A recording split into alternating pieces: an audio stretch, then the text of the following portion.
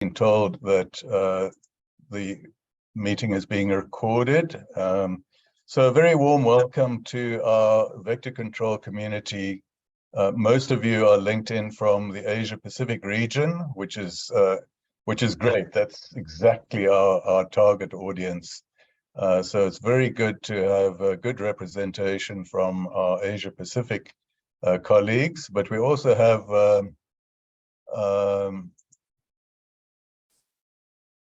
quite a few vector control friends joining from other parts of the world. Sorry, my screen just jumbled up. So to all of you, wherever you linked in from, thank you for setting aside time to join. Sorry, my screen is doing funny things here.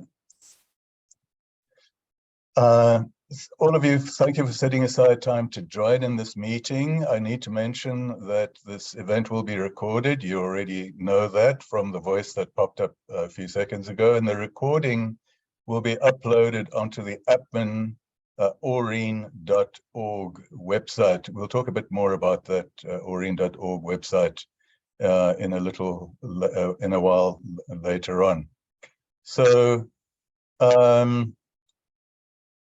we don't have all that many people that have linked in yet. There were about 100, almost 200 people that registered for this event. I think we're currently standing at about 50 people that have actually joined. So we're expecting some more to join, but you know, it's always a bit of a process to wait for everyone to join, but we're going to go ahead. So it's my pleasure to introduce our APMEN Executive Vice President, Amita Chebe, who will officially welcome us to this annual conference. So thank you, Amita, for finding time in your busy schedule. We're very grateful for that, Amita, and over to you. Thank you very much, Leo. It's always a pleasure to be here. Dear respected colleagues from the Ministries of Health and National Malaria Programs from the region, partners and friends. It's like I said, it's always a pleasure to be here at the APMEN Vector Control Working Group Annual Conference and connect with colleagues from across the region.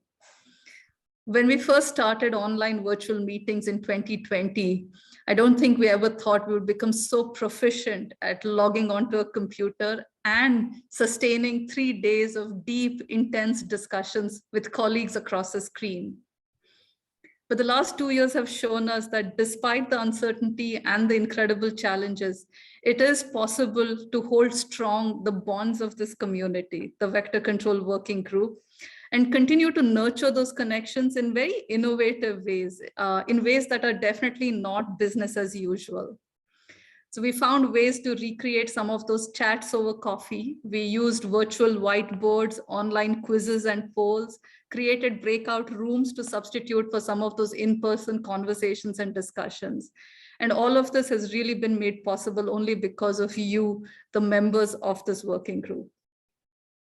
As you all know, previously, there's been a perception or criticism, in fact, if I may be so candid, that APMEN working groups are all talk shops and don't get much done, that these are just platforms for people to come together and socialize.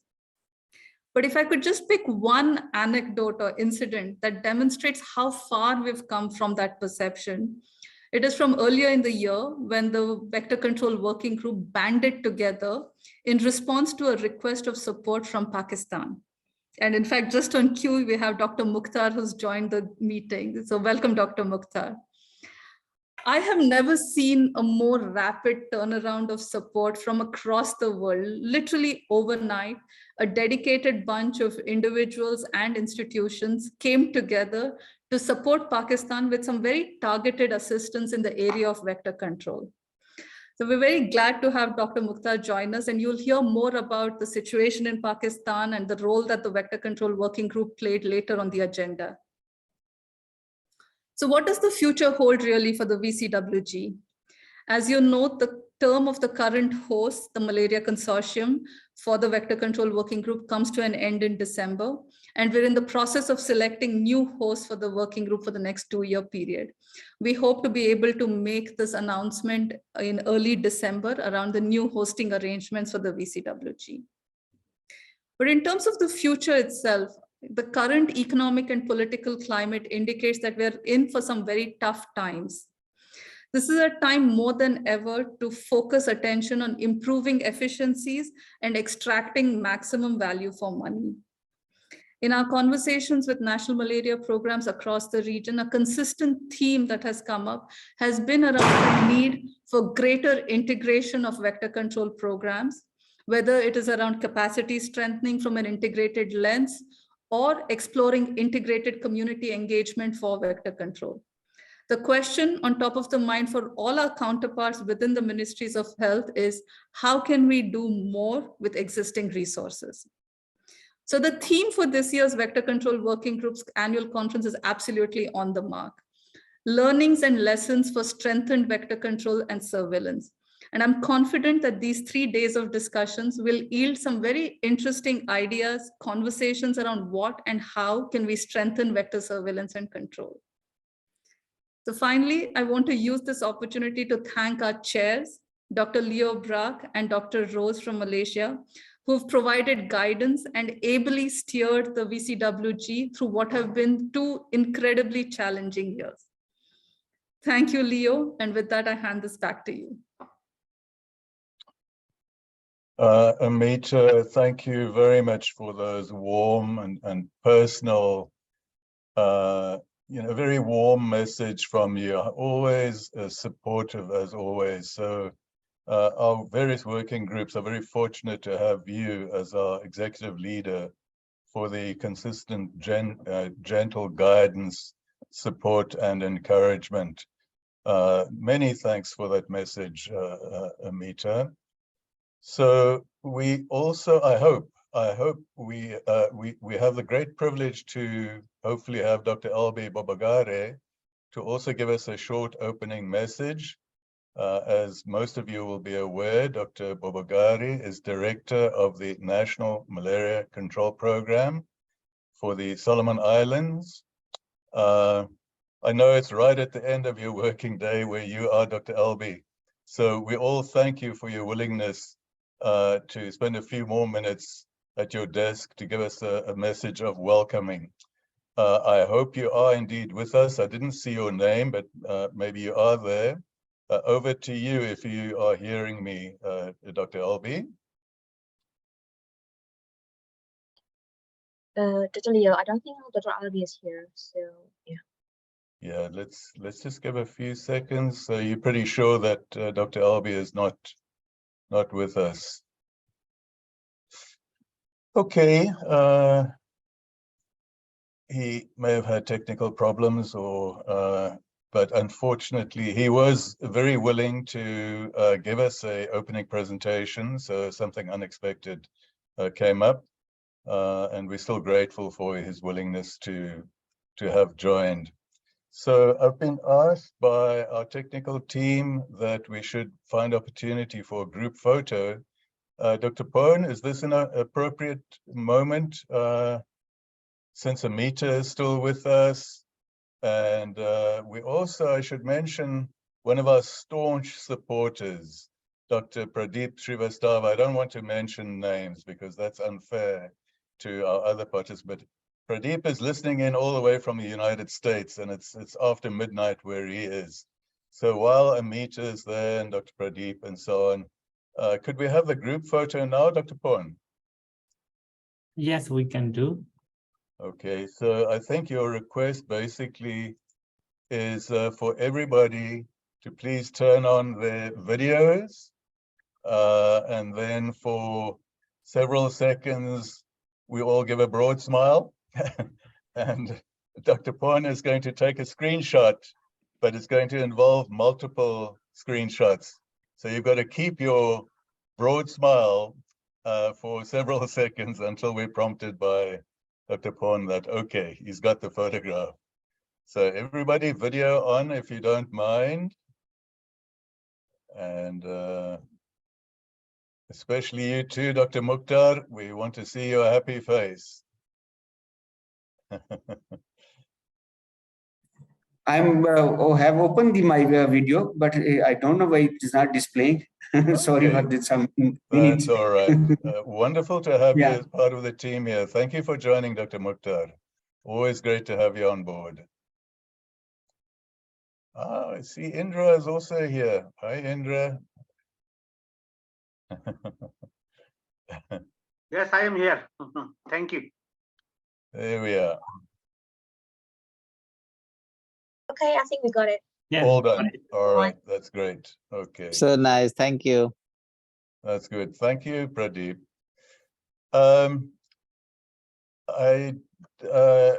think it's appropriate to mention that the APMEN Vector Control Working Group is one of 3 working groups which provide technical support and outputs for APMEN and APALMA, and the other 2 are the APMEN Surveillance and Response Working Group, which they have their annual conference on the 1st and the 2nd of December. Hopefully some of you will participate in that meeting too. And then the APMEN VIVAX Working Group, which has its annual conference on the 12th, 13th, and 14th of December. And then APMEN, of course, as most of you will know, stands for the Asia Pacific Malaria Elimination Network, which strives to support the malaria elimination objectives of its 22 member states across the region. And APMEN, of course, is inextricably linked and works very closely with APALMA, the Asia Pacific Leaders Malaria Alliance. Also, maybe a quick reminder that this, as Amita referred to, this Vector Control Working Group annual meeting is spread over 3 afternoons. That will be today, then again on Thursday afternoon, and then next Tuesday, 22nd of November. I'm hoping that everybody will have received a copy of the agenda, or you know where to access it. Maybe Willand can give us the link in the chat box again when she has a moment. So Albi is here already. Willand, did you? Sorry. Yes, Dr. Albi is here. Okay. Oh, Dr. Albi is here. That's wonderful. Okay, so Dr. Albi, can you hear me?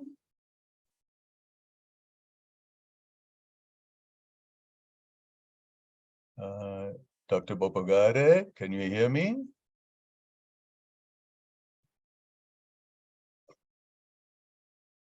Wulan, I can't find the name on the screen. Can you see Dr. Bopagare's Yeah. name? Yes, he's here. Okay, Dr. Bopagare, on my screen, I don't see you. Let me shift screen, but I'm assured that you are with us. And if that is the case, we are all very grateful that you've been able to join us. I know you have a very busy schedule, and I know it's the end of your day over there. So we're very grateful that you are able to link in. And if you have a moment to give us a few words of welcome, we'd be very grateful, Dr. Albi. Okay, thank you, Leo. Can you hear me? Yes, very clearly. Thank you. Excellent. Yeah. Yes, so I will make brief remarks.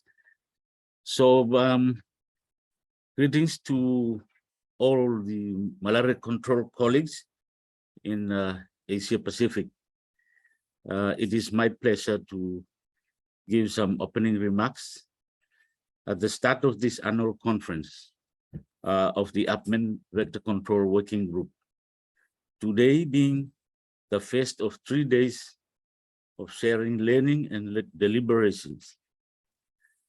As an Asia Pacific community of people, sharing the common goal of eliminating malaria across a major part of our planet, we can spare a few moments to congratulate each other on the progress we have achieved in reducing the malaria burden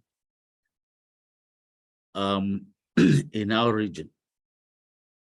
We are particularly proud of the achievements of our friends in the Greater Mekong sub-region who are so close to achieving malaria elimination, following in the footsteps of Sri Lanka and China. You deserve full credit for the persistence and effort you put into reach this stage. Elsewhere in Asia Pacific, we may have a slightly longer period until we too reach elimination. But surely we too will succeed. In the meantime, we can all learn from each other. We all have lessons and insights to share, and that is the purpose of this annual conference, to share our experiences. I wish you all, may you learn and benefit from the presentations and the discussions that will follow from this meeting. Thank you very much. Thank you so much, Dr. Albi. Wonderful to listen to those very positive and encouraging words of yours. Yes, indeed. Asia Pacific is doing extremely well. We're well on track. Some hiccups here and there, but as you point out, surely we will reach the same common objective, maybe staggered a little bit, but we're all well on track. And it's due to the collective efforts, primarily the national malaria control programs that work so hard, so diligently, so effectively, and then supported by partners, I think in particular of PACMOSI, that's doing wonderful work supporting you in your region, Dr. Albi.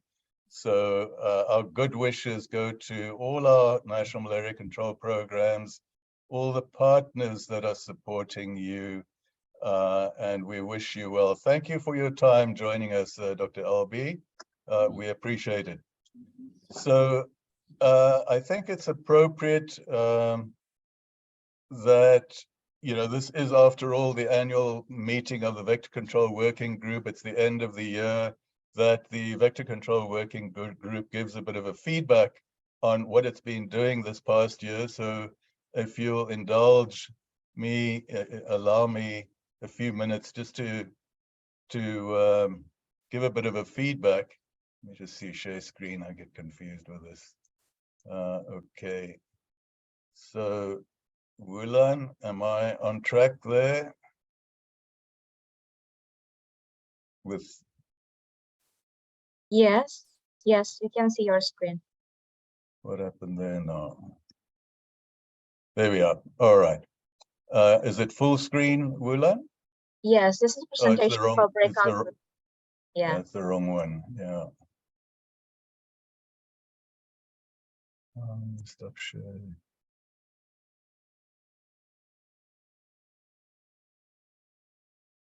Sorry, everyone. Here we go.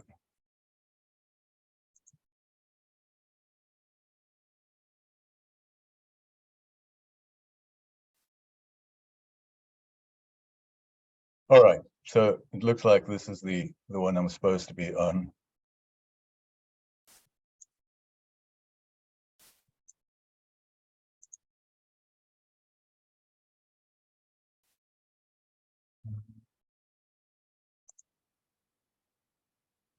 All right. Full screen there, Wulan? Yeah, perfect. All right.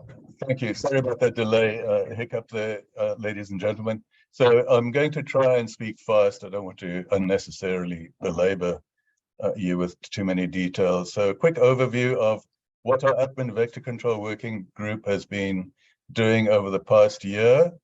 But I need to contextualize why we've been doing what we've been doing, to give context to the particular package of activities that we decided to embrace and do. And it should be seen in the context of malaria control is achieved mainly by way of vector control for the past 100 years or more, ever since it was discovered in 1898 that Anopheles mosquitoes are responsible for transmitting malaria, vector control has been the primary tool for achieving or attempting to control malaria. It's been done in different ways, initially first on larval control and environmental control and so on, and ending up more recently with insecticide on. But vector control has been our primary tool to achieve malaria control. But effective vector control depends on how effective you are in vector surveillance. You cannot do effective vector control if it's not underpinned by an effective vector surveillance program. I just want to highlight these comments by Bart and his co-authors in a publication in Nature in 2015, where they say, we estimate that interventions have averted 663 million clinical cases in the period between 2000 and 2015. Insecticide-treated nets, the most widespread intervention during that period, were by far the largest contributor, 68% of cases averted. If you add in cases averted due to indoor residual spraying, it goes to something like 75% of cases averted were due to those two, treated bed nets and indoor residual spraying. So, you know, it just gives credence to the statement malaria control is achieved mainly by way of vector control. So, just want to get this little thing out of the way here. But there's a global shortfall in vector surveillance skills. And this has been pointed out by a number of different authors, different publications of the recent past 4 years or so, that have pointed out global surveys, intensive, professionally run, top quality surveys that have shown that at global scale, there are serious shortfalls in national capacities to conduct effective vector surveillance. And we said vector surveillance underpins effective vector control. So, you know, there was this publication by Burkott et al., Tanya Russell and her co-authors, capacity of national malaria control programs to implement vector surveillance, a global analysis 2020 publication, and multiple others that have pointed out this shortfall in capacity to undertake effective vector surveillance. So to respond to this, you know, my screen is being covered here by other lettering. To respond to this clear shortfall message, our APMEN Vector Control Working Group therefore focused on capacity strengthening in vector surveillance. So that's the context behind what we decided to focus on our activities for the Vector Control Working Group. And these embrace things like an annual 2-week intensive expert-led in-person vector surveillance course. We'll talk a bit more about each of these in a few moments. Presentation of expert-led short online courses, thematic APMEN Tech Talk webinars, especially arising from the COVID era, development of an online course on malaria vector surveillance, and then our web-based information exchange platform, oreen.org. We'll talk about that in a minute as well. And then, of course, our annual Vector Control Working Group Conference, which is also a platform for exchanging information and updating each other. Amita referred to the Vector Control Working Group also serving as a kind of a post office, a link between specific country requests that have a particular challenge they're facing, and they're reaching out for support and help, where we try and link them up with particular expertise or skills or sources of support in different ways. So trying to help in different ways to address country needs. So this in-person 2-week course that I'm referring to started back in 2018. That was the first one run by Jeffrey He and colleagues at the time. That one was held in Kuala Lumpur Institute for Medical Research. I'm not quite sure how many participants they had, but we then had another one in 2019 hosted by Kasetsart University. That was 32 participants, too many as it turned out. But earlier this year, we held one in the Department of Zoology, Mohanlal Sukhadiya University in India, 22 entomologists. I'll talk a bit more about this when we discuss the different courses. And so I'll give me opportunity to discuss this a bit more later on. Some photographs that we took during that course in July in India. I'll explain that later. Then the online equivalent, near equivalent of the 2-week face-to-face course. Because of COVID-19, we weren't able to hold that face-to-face course. We started developing this online course. I'll talk a bit more about that as well later on. Here's an outline of what that online course embraces. I'll talk a bit more about that in more detail later on. Short courses, these are, again, this year, during our annual conference, we keep asking the same question. So, countries, tell us what are your specific needs so that we can try and address some of them in our work plan in the year ahead. So these are issues that arose from last year's annual conference. Countries expressed a desire to have short courses in specific topics, which we then did. We listened to you. So we had 2 courses, a GIS course, where's my cursor now, which was a 3-day course. We contract appropriate expertise, we pay them to put on a top quality course, 3-day course on GIS. It was run by an expert on the subject from MORU, Mahidol Oxford Research Unit. And then we had a similar, not a similar, but another a 4-day course in this case on vector surveillance and control strategic planning, hugely popular.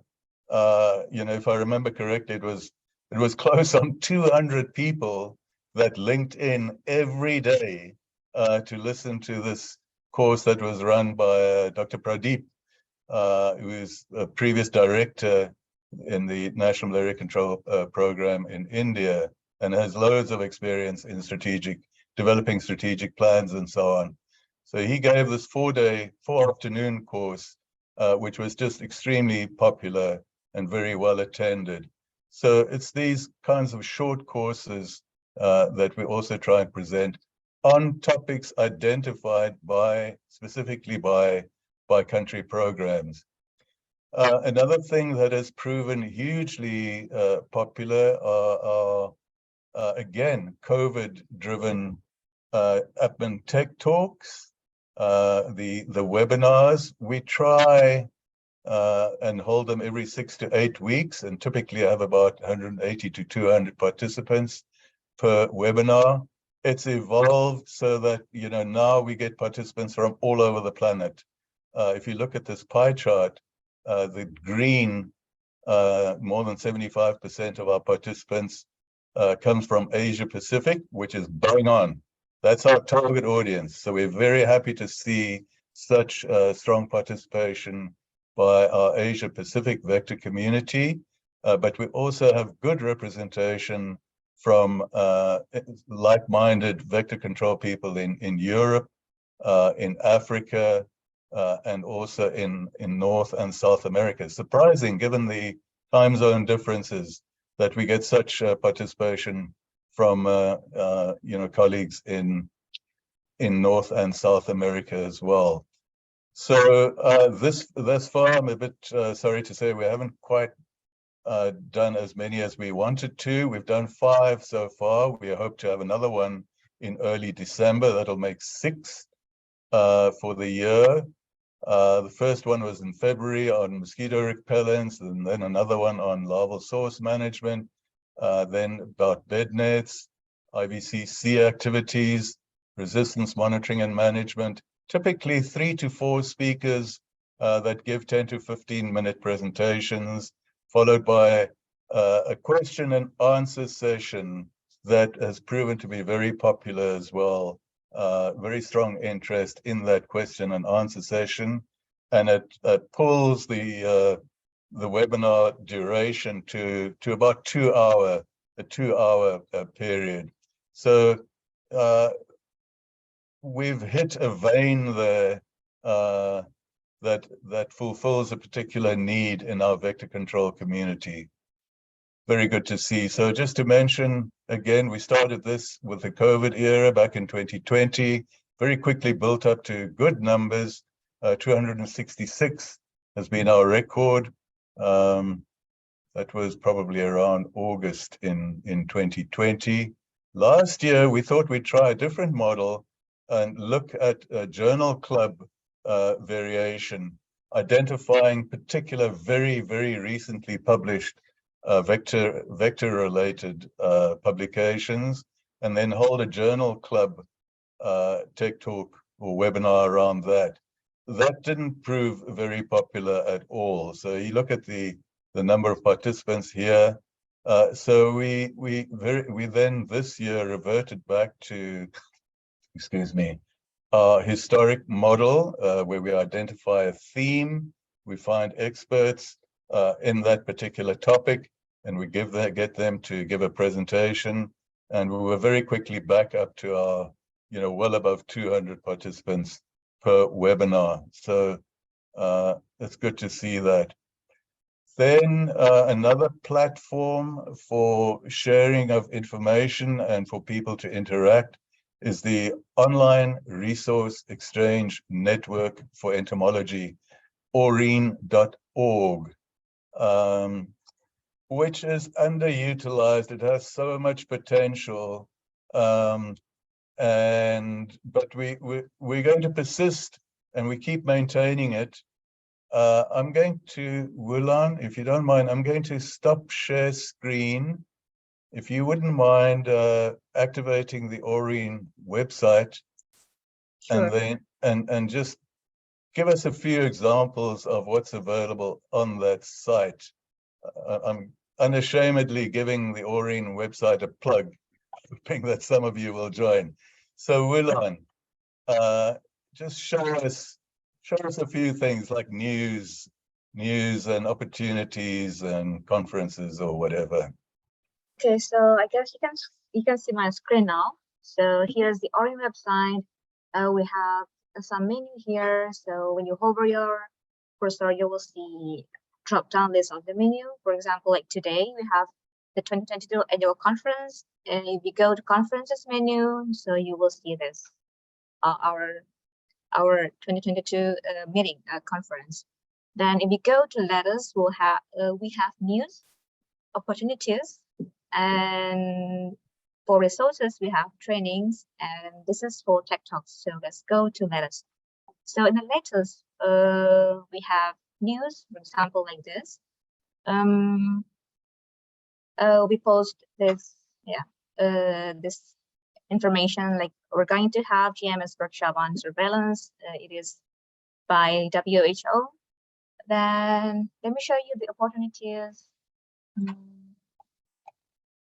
Okay, so we posted, we tried to, we posted this, for example, technical officer position. This is we took from WHO website, so you can check our opportunities website if you want to look for more vacancies. Then, as mentioned by Leo, he mentioned about the training, the online training that we developed together with Kasasa University. So you can access, excuse me. So yeah, you can go to the resources and then training, just click training, and then choose this one. And yeah, let me show you one of the videos.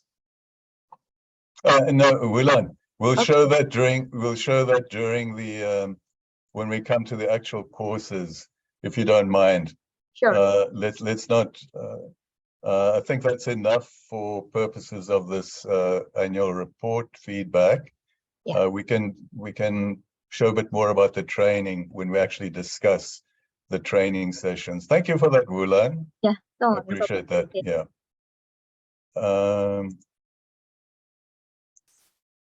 So where am I now?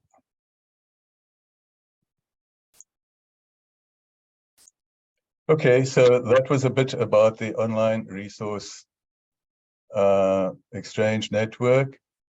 Just to give you an idea, from January to June this year, we had 1,700 plus hits on at least people visiting the main website homepage.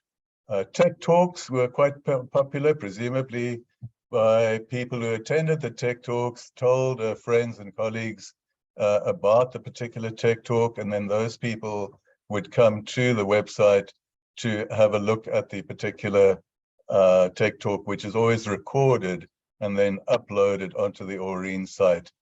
The login feature, you have to log in to participate in the discussion forum. And under the discussion forum, there are different sections where it's questions to other entomologists.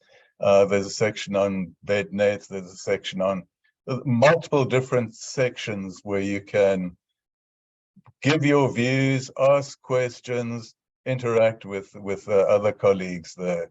As Wulan mentioned, there's opportunities, there's training, etc. So something for everyone, but it's a bit underutilized at the moment. And we're trying to get the word out so people will visit the site. So annual working group conference is also one of our outputs, obviously. In closing, just to mention, our funding has come predominantly for the past year from UCSF, University of California's Malaria Elimination Initiative. And the funding from there primarily, overwhelmingly went for that 2-week course in India with some supplementation by APMEN Secretariat in Singapore. And thank you for that, Amita and Dr. Pon. We also had some funding from the US Centers for Disease Control and Prevention that went towards those 2 short courses. And then Malaria Consortium pays the bulk of our salary and office costs. We've got a shortfall for 2023 because the UCSF funding has dried up. So, but we do have some funding coming in from CDC, and with a bit of backstopping and support from other organizations, we're going to be knocking on doors to try and supplement that funding so we can hold another 2-week intensive course in Indonesia. We're trying to regionalize this 2-week course. It reduces costs if you don't have to fly in people from all across the region. So if you target a specific region and you limit the travel costs, it brings the cost down significantly. So we're targeting Indonesia, Papua New Guinea, Solomon Islands, and so on in the year ahead. So as I mentioned, a 2-week course. We'll do online short courses. We'd like to do develop additional tutorials. We'll continue with the Tech Talks. That's free of charge. It's a free thing to do. So the webinar Tech Talks will continue. We'll continue maintaining the Aureen website, and then of course the annual conference as well. So thank you so much. Sorry I took so long about that. Yeah, so thank you for your patience there. I think we move on now to getting ready for our various presentations. So today, the day 1 of the 3-day conference, is devoted to issues around learning, training. Again, I refer back to our statement earlier in the presentation about shortfalls in vector surveillance in particular. So we're going to have a series of presentations, kind of a shotgun view at what's available out there in terms of online training and also face-to-face training, just to give us a sense of what's available. And that will set the stage for a breakout session, 20 minutes or so breakout session, where again, we give countries opportunity to give us a sense of, do you feel you need, for example, Tom Burkott is going to be talking about this. Do you feel there's a need for follow-up exercise in identifying capacity shortfalls in vector surveillance in Asia Pacific? Are there particular topics? I'm going to make it dead easy. We've actually made a long list, about 23 questions or so, where you can just tick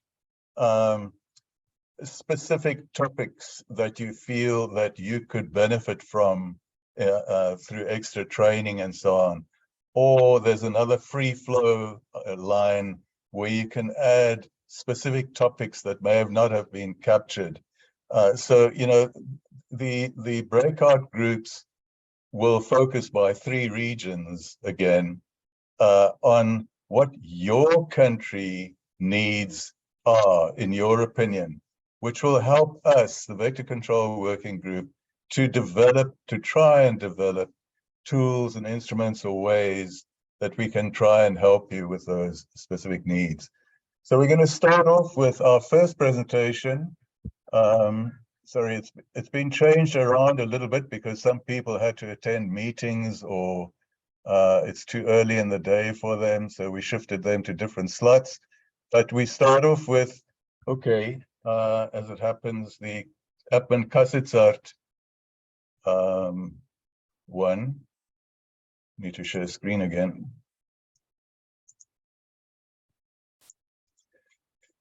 So again, just briefly refer back to that identified global shortfall in vector surveillance, that there's a consistent message from across the world, from national malaria control programs, divisions of vector control, disease control, vector-borne disease control agencies, shortfalls in surveillance capacity, and so on.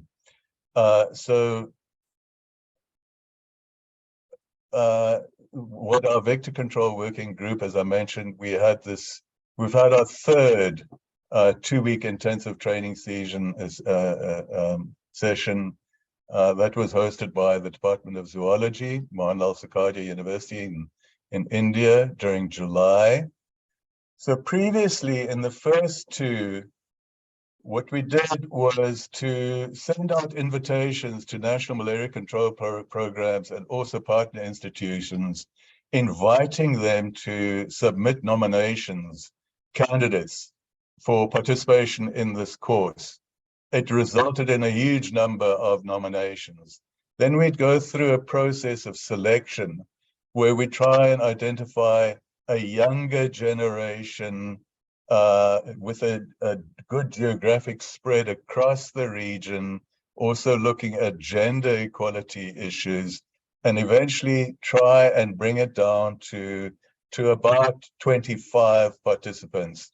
And we bring it down to 25 participants because, you need to have enough stereo microscopes for identification of mosquitoes, lab space, not to overwhelm the particular trainer on a particular subject. So 25 is a reasonable number of participants. Then we cover all costs of those people, flying them in. They get per diem 2 days at the beginning, 2 days at the end, and for the rest of it, they get accommodation free, meals free, and all the course costs and everything is covered. So, and then, so the first two, we recruited people from across the entire Asia Pacific region, but it really stretched our budget, and we realized that if we get more bang for our buck if we regionalize it. So this year we targeted the South Asia, and we invited participants from India and the surrounding countries.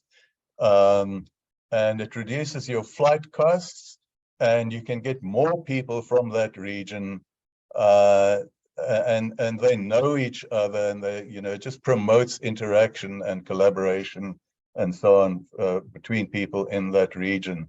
So South Asia happened this year. Next year, we'd like to target from Borneo down, Malaysian, Borneo, and then through Indonesia, Timor-Leste, Papua New Guinea, and also Solomon Islands. I'll come back to you on that, Tom and Tanya. But so we're kind of targeting that for this next year. And it's a very successful model. We cover a wide range of, try and cover as many of the surveillance related topics as we can, different surveillance techniques, then also morphological identification of the vectors in that particular geographic region that we've now targeted, that region. Insecticide susceptibility assays, mosquito collection, sampling methods, and other field activities, entomological surveys in a particular village or setting, insectary colony management, and specialized techniques such as forced mating and so on. Here are some photos from the course we did in India in July.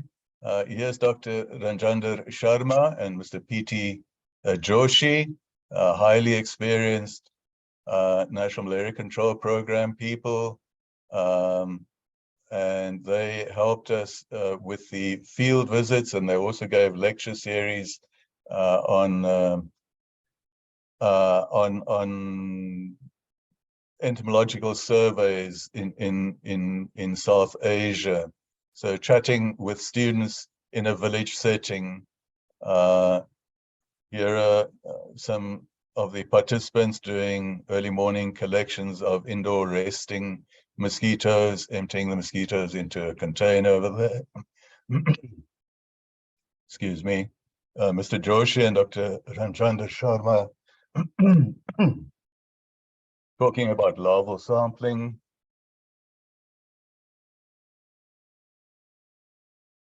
Here are some of the participants practicing larval sampling. Here's a cattle drinking trough in the outskirts of Udaipur. There were several thousand, almost certainly Anopheles stevensii in this drinking trough. So ideal practice for students to do sampling and see the kinds of places that these mosquitoes were breeding in. I mentioned too earlier on that because of COVID-19, we were unable to hold these face-to-face in-person training courses.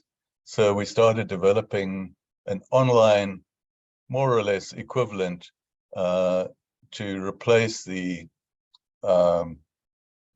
face-to-face trainings. And we opted for about 24 tutorials in 5 modules. This gives an idea of the different modules. Module 1 is vector diversity and abundance, and it covers topics, tutorials such as larval sampling, larval rearing to adults, preserving, labeling, and storing immature stages, adult sampling, using human landing catch technique, CDC light traps, human decoy trap. We still have to do the cattle baited tent trap. Also still have to do the indoor knockdown catch method, and then killing adult mosquitoes, silica gel processing, pinning, etc. Then there's one on vector behavior, different tutorials, vector identification, different tutorials, insectary establishment and main insecticide resistance. We've uploaded and finished about 11 or 12. It's just taken forever. We hugely underestimated the time that is involved, and we've been distracted by other activities as well, but we're getting there. So we're slowly uploading more and more of these tutorials. Yeah, I think we're done. Wulan, do you want to, I'll stop share screen. And then if you don't mind, maybe we can show our colleagues 1 or 2 minutes of one of the tutorials, just so they get a sense of how these tutorials are made up. They're a mix. Okay, you go ahead, Wulan.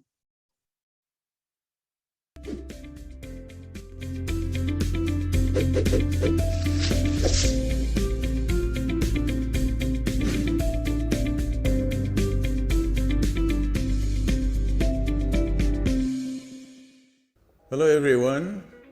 During this next tutorial, we'll discuss the CDC light trap technique.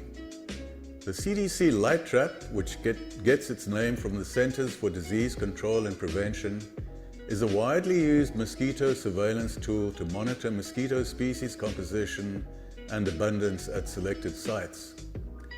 Although it is not quite as good as the human landing catches for malaria vector species, it is an acceptable alternative that usually provides good representative catches. This trap uses incandescent light or ultraviolet light with or without carbon dioxide as attractant. The carbon dioxide typically comes from either dry ice or from a tank of carbon dioxide gas.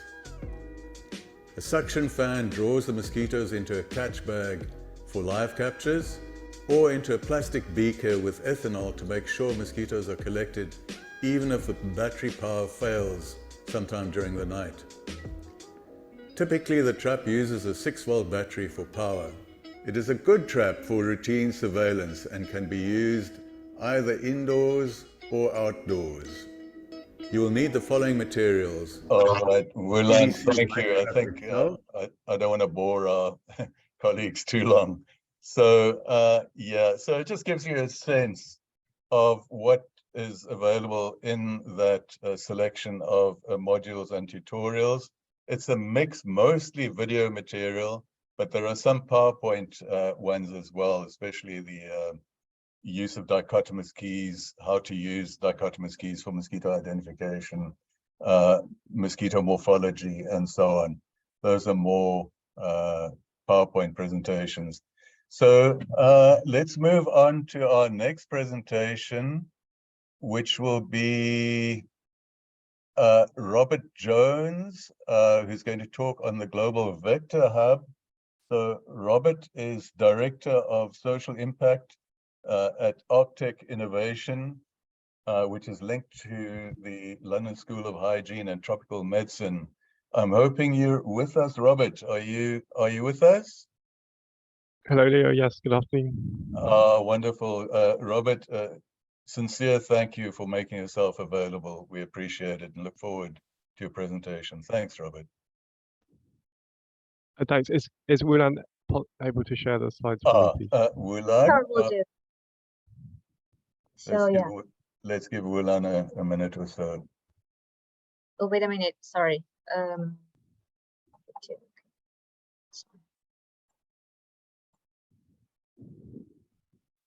Okay.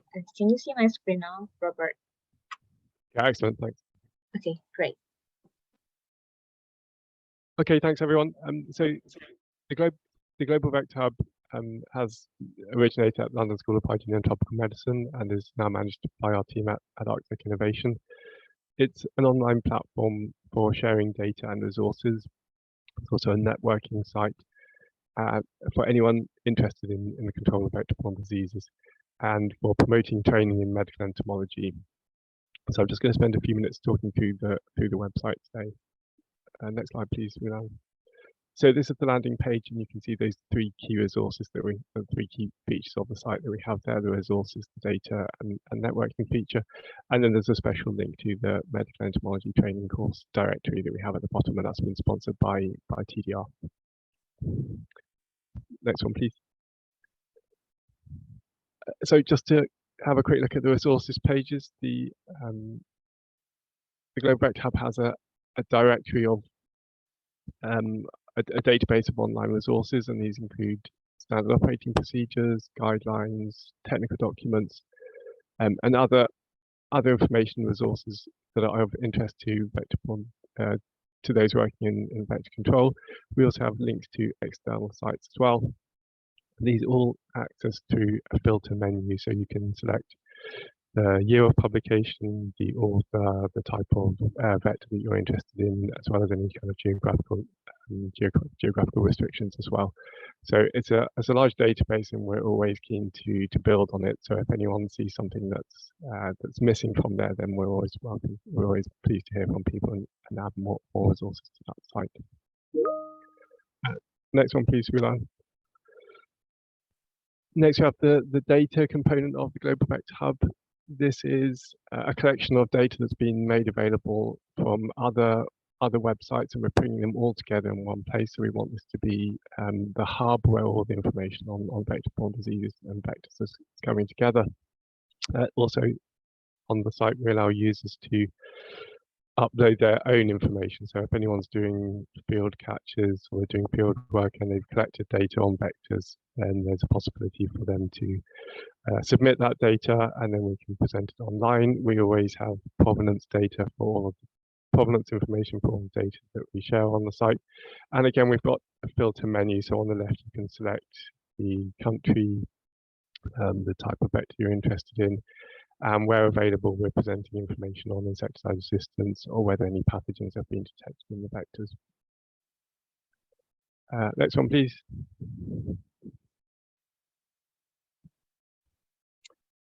Next slide, Wulan. Thank you. Thanks. And then this is a quick look at the network site. So we want the Global Vector Hub to become a community of practice where people can really interact with each other and find other experts. So we have this network page where we've listed all the registered members of the Global Vector Hub. And again, you can use filter bar on the side there to filter by name or institution. And we're also hoping to add the possibility of filtering people or searching people by their area of expertise. So on the next slide, we have an example of a profile page of one of our members. We've got information on their institution, their area of expertise, and we've got links to their social media profiles as well.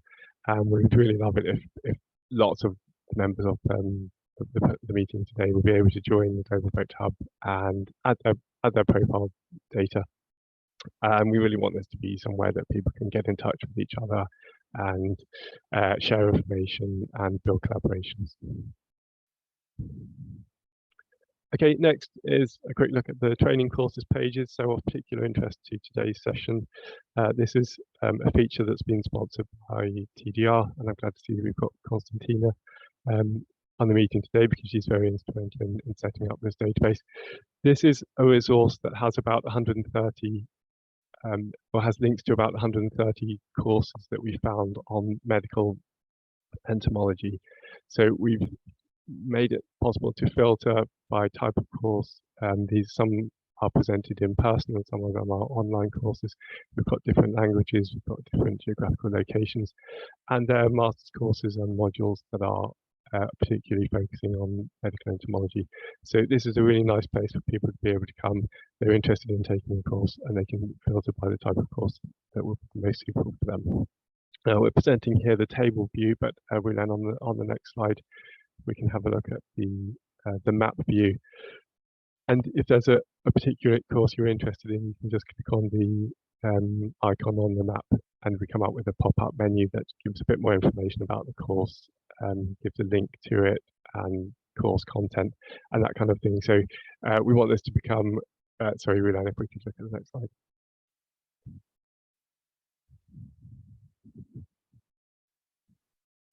yeah, so people can select their geographical region of interest. They can find a bit more information about the course, and they can reach out to the course directors as well if they've got any questions about that. So we hope this will be somewhere that will be able to help encourage building capacity in vector control through the provision of these courses. You can see there's an absence of courses in large parts of the world, particularly Africa. So if anyone is aware of courses that are missing from here, then we would love to hear from them, and we would love to get those up on the site. But I think this is a general problem. So there are lots of places where there aren't any courses available, particularly in Europe and North America. But this is quite informative as well to show that there's an absence of training in large parts of the world. Okay, and just other features of the Global Vector Hub include news items on our spinning map. We have links to webinars. We've got an archive of previous courses and events. We've got some job and funding opportunities pages as well, so that hope that's somewhere that people will be able to find new scholarships or funding or jobs that will be of interest to them. We've got a discussion forum as well, which we want to be able to become a lively place for exchange of information and sharing of ideas. And then we're building partner pages as well. So if there's someone that's formed a close collaboration with the Global Vector Hub, then we've got additional pages that provide information on their site. Okay, final slide, Bilan.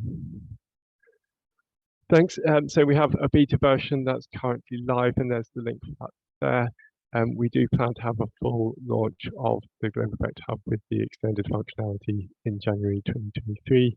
So yeah, please visit us soon. We're very much looking forward to that, the full launch of the site.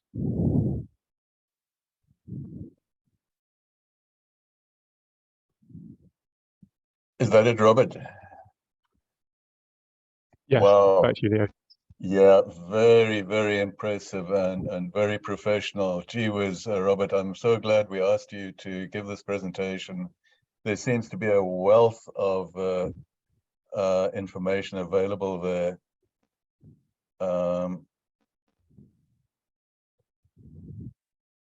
Sorry. Yeah, it's been a long time in development, so we hope that everyone will be pleased with it, and we're always keen to kind of add more features and make it as user-friendly and valuable as possible. So yeah, look forward to people joining us. Yeah, no, thank you for sharing that with us, Robert. Really good to know about that site. I'm sure it's going to be very well used in future. It neatly collects a whole bunch of different resources, information. So a wonderful site to know about. Thank you for that. So let's move to the next presentation, which is going to be on the RBM VCWG massive online course on the resistant mosquito, staying ahead of the game in the fight against malaria. And for that, we have none other than Konstantina Butsika. Many of you will know Konstantina, the very friendly, wonderful, helpful lady in Geneva. That's our contact point for the RBM Vector Control Working Group, and also the RBM Multisectoral Working Group. And Konstantina has kindly agreed to give us an overview of this massive open online course as well. So Konstantina, are you with us? I am. Thank you so much, Konstantina. We appreciate your time. Thank you for that. There we go. Thank you also so much, the organizers, for inviting me. This is really an honor and pleasure to be also with the APMEN annual VCWG meeting. It's my first time, actually. I have been attending once more, but it's also very nice to be part of the program. And very, very much thank you for the invitation to present the MOOC, that this is a product that we have from our RBM Vector Control Working Group. This is really a collective work that lasted quite some time until we have been ready to launch it. But now we are up and going. So let me start. The official launch was the 25th of July this year. And the title of the course is The Resistant Mosquito, Staying Ahead of the Game in the Fight Against Malaria.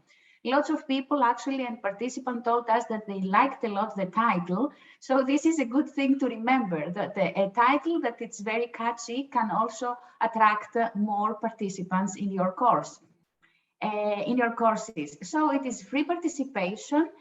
Currently, it was also when we have been with Future Learn for the duration of the course of the 3 weeks. It is weekly, you can study 2 hours. It is 100% online. And currently, as I said, we are in 2 platforms in Future Learn that we start, and in the TALES platform. This is a platform actually that it is of University of Basel. It is a very safe place to be there because it can stay there forever for free. We have 42 steps, 16 videos, 19 articles, 3 quizzes, 4 discussions and activities. And we also included case studies from Ghana, Tanzania, Zambia, and Sri Lanka.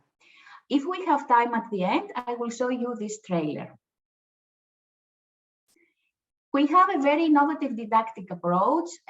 This was something actually that University of Basel that we collaborated with for the launch, and they really appreciate that.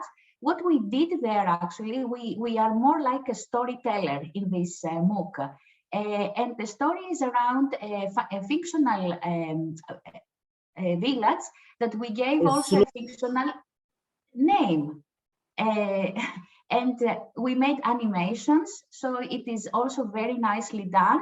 And because this MOOC actually was prepared during the COVID times, we have a lot of Zoom recordings because we couldn't fly the presenters to the studios in Basel. But this actually worked really, really well. We have 2 lead educators. And here are their avatars. As I told you, we also try to make a lot of animations. Of course, we see them as well live during the course. And we invited Dr. Kezia Malm from the National Malaria Control Program in Ghana and Dr. Frendros Okumo from the Ifakara Health Institute in Tanzania to be the ones that they lead us through all the steps of the courses. Of course, we wanted to have people that they can tell us the problem because they know the problem. That's why we selected the dear colleagues actually from West and East Africa. So we joined forces, and we always think in the back of our hand on the concept of capacity building and equity. Here are some examples from the imagery. Of course, this is these fantastic animations that the University of Basel staff on the New Media Center actually have been drawing after telling them how an African village look like, because not all of them have been in Africa from the New Media Center. So contributors, we have 30 contributors at the course from 11 countries. I think this is a big achievement that we had in this course. 7 of them are from the Southern Hemisphere countries and 4 of them from the North Hemisphere countries. And at the bottom of this slide, I just list the countries from the South that some colleagues are coming from. Benin, actually I list all of them here: Benin, Germany, Ghana, Kenya, Mozambique, Sri Lanka, Switzerland, Tanzania, UK, US, and Zambia. We are filming in Basel, also in Tanzania. And okay, then we thought that the next stop is Hollywood for us. Wonderful. So the course structure, we have 3 weeks, as I said. In week 1, we have 14 steps. Of course, we have a nice introduction on the vector-borne disease and malaria. On the mosquitoes as vectors, we give also historical successes of insecticides for control of vector-borne diseases, how insecticides work, and we also touch base on the first week on the insecticide resistance and lessons from the past. So week 1 is quite light, if I can say so, because then we continue with week 2, where we have 15 steps. Now we deep dive more on the value of insecticide-resistant management, insecticide sustainability, and then what are the mechanisms, the evolution, the selection and spread. We also discuss about the source of selection and the impact that we have, monitoring, characterization, and at the end also we discuss the value of sharing information and the maps that they are available. Week 3, we try to summarize and sum up nicely. So here we have 13 steps. We discuss the insecticide-resistant management theory and practice, and not only the insecticide vector management, but also what it is insecticide vector control. We try to differentiate, we try to put back, the definition. So we try not to confuse, we try to simplify.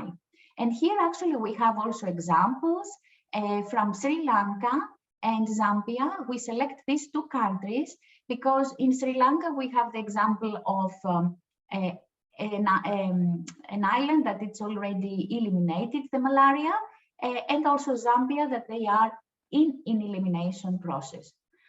And throughout the course, there is also the serious game resistance 101, that this is from Liverpool School. So very kindly, they provide us the link to include it on the MOOC. There are a lot of interactive discussions and moderations going throughout the 3 weeks. Of course, there are messages that we would like that they come through, and these are 5 of them. It is the aim of vector control, that the aim of vector control is reduction in disease burden, not insecticide use. Insecticides are a valuable tool for vector control, but not also the only one. Proactive insecticide-resistant management is necessary. The value of susceptibility and the vector control and insecticide-resistant management in the context of integrated vector management and integrated vector control. So we have to see the things in a holistic approach. Now, the profile of the learners, up to yesterday that I was preparing the presentations, they have been over 2,300 learners in both platforms of Future Learn and TAILS, and the numbers are increasingly growing. We have learners from 97 countries, of which the most of them are from malaria control and elimination settings. These people are from numerous organizations with several professional specialities. So we're really glad to see these results because we're spot on the target audience that we wanted to have on this course. On this map, you see the colors, and the darker the color is, the more the learners we have from these countries. So as you see there, India actually, it has a big number of learners on this course. Also, we just received the report from New Media Center from the university. I just looked at it last night very quickly to see a little bit more. There is a very rich information that I didn't have the time to include it to this presentation, but I think this map here shows really nicely the story on the learner's profile. Now, we get a lot of positive comments and a lot of questions and answers. And here I just pop some of those. You might say that I just pick the ones with the 5 stars, but I have to tell you that most of them, they have been with 5 stars. So they really liked the way that we approached this topic, the way that the topic was walked through this MOOC. And all in all, I have to say we have been very satisfied at the Vector Control Working Group. Now, my advice to you is to take the course. So I have put here the links. The top one, the tail link, is completely for free. After these 3 weeks of the course, the Future Learn link is not anymore free.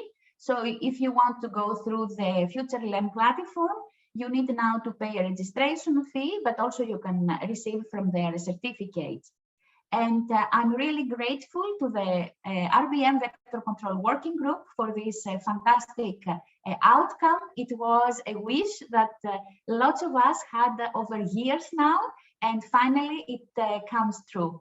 So just to thank also Swiss TPH and University of Basel that I'm based for their really stellar help to complete this work. And of course, IVCC with a grant from UK Aid that they did help us a lot, and we're grateful to them to achieve this goal through this funding. And if I have time, I'm not sure, I might show this YouTube video. Is that okay, Leo? You're very welcome, and we'd appreciate watching it, Konstantina, as long as it's not too long. About 2 how minutes? long?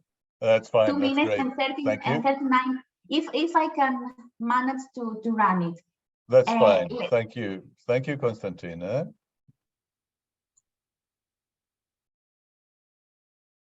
Let me see if I can. I had it open, but maybe, you know, sometimes No problem. Yeah. the system is not always. While we wait, I'm going to just mention to our speakers, I'm really hoping that you'll stay on, because we hope to have a question and answer session after all our presenters have given their presentations, to give the audience opportunity to put questions to you. So I'd be very grateful if you could try and stay on, at least for that question Q&A session, and with luck also the breakout group session afterwards. I'm sure there are going to be questions from the audience, so it'd be great if you could be available.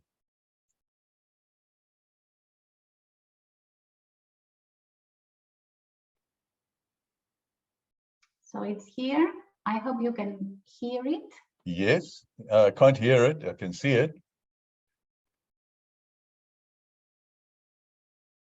Konstantina, I think you have to share the audio as well.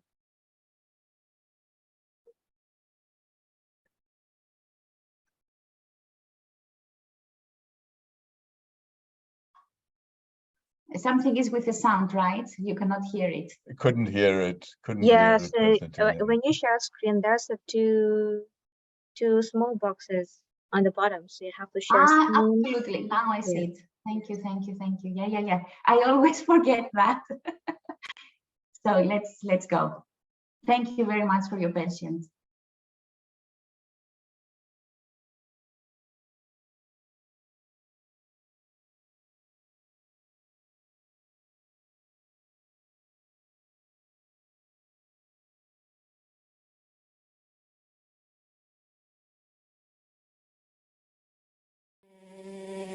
Mosquitoes, tiny creatures with a huge impact. Mosquitoes are responsible for transmitting diseases such as dengue fever, chikungunya, and Zika. They also transmit one of the most deadly diseases of them all, malaria. Malaria has been the scourge of humanity for too long. But great progress has been made over the last century in reducing the burden of this terrible disease. Yet, as recently as 2019, there were still 229 million cases of malaria globally. Why is this, and what can we do about it? How can we stay ahead of the game in the fight against malaria? To find answers, we need to explore malaria vector control from different perspectives. In this course, we will investigate insecticide resistance. Insecticide resistance is a long-standing and increasing problem for insect pest control in both agriculture and public health. Insecticide-treated bed nets and indoor residual spraying are highly effective approaches to prevent malaria transmission. If resistance isn't expertly managed, the existing tools will lose their effectiveness, leaving at-risk populations vulnerable to malaria. We will discuss the history of malaria vector control. The WHO set up the Global Malaria Eradication Program, in 1955. The ensuing years saw the development of new insecticides, the organophosphates in the 1950s, the carbonates in the 1960s, and the pyrethroids in the 1970s. We will explore the theory and practice of insecticide resistance management.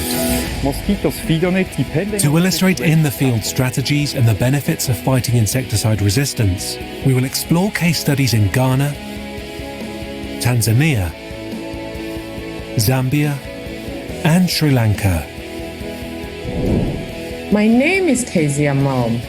And I am Fredros Okumu. We would like you to come on a journey with us. Join experts from around the world to look more closely at the threat of insecticide resistance, what is causing it, and what can be done to keep us on track towards our ultimate goal of eliminating malaria.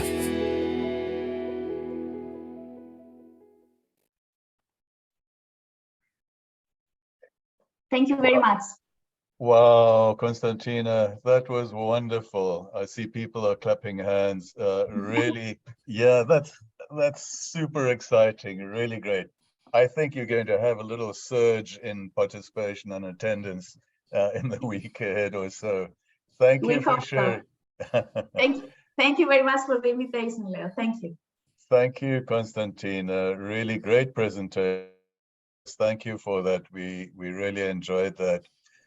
Okay, so let's move on to the next one, which is going to be by Professor Pachara Srivichai, who's the head of the Department of Medical Entomology, Faculty of Tropical Medicine here at Mahidol University.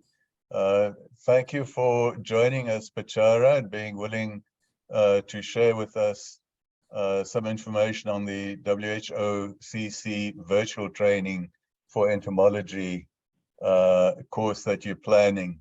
Thank you, Pachara. Over to you. Thank you, Dr. Leo. Can you hear me?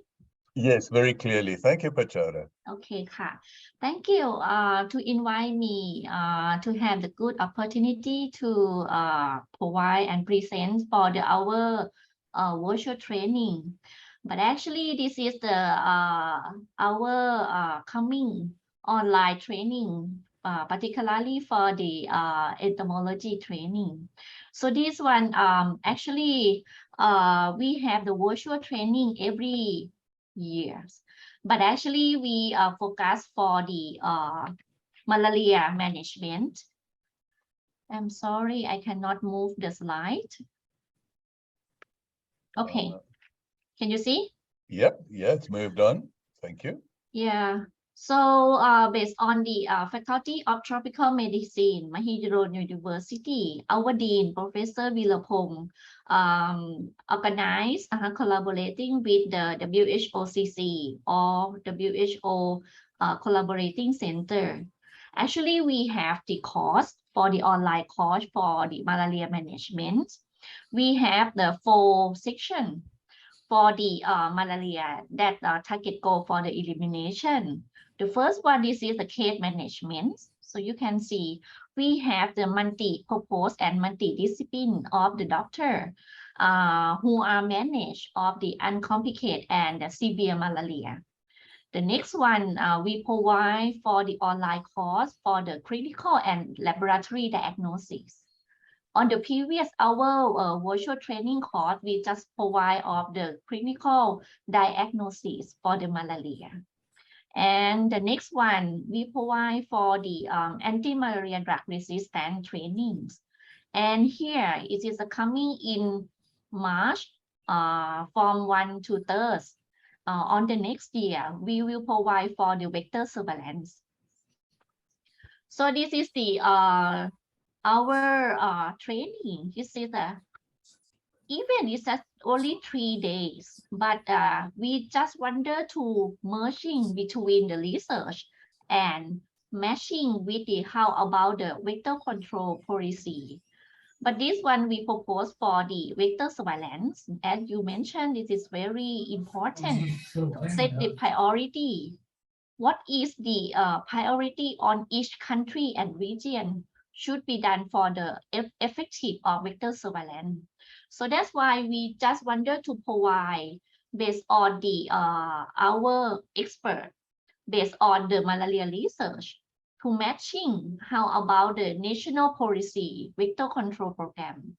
So this one we invite in this time, we invite Dr. Jeffrey He to provide what about the currently trend of the research and matching and how guidance and propose for the vector control, vector surveillance and vector control policy. Or even the Dr. Wallapa,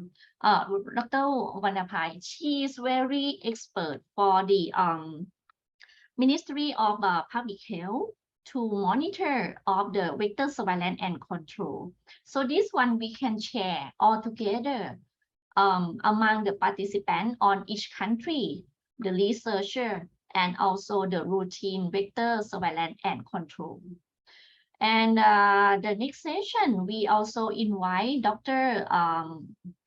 Patya Somboon. He's expert for the mosquito identification and taxonomy. It's not only the principle and theories of the morphological identification, but we propose for the alternative method for the mosquito identification. For example, we propose for the geometric morphometric method for the alternative of the mosquito species complex, or even for the general mosquito identification, or even for the molecular technique. So in the next stage, so this is our objective of this course. We wonder to get the all participants to understand what is the keyword and to understand what is the objective of the malaria vector surveillance, and then they can decide and may consider how to apply on each technique of vector surveillance for evaluation and monitoring of the vector control intervention. And finally, it is very important for us.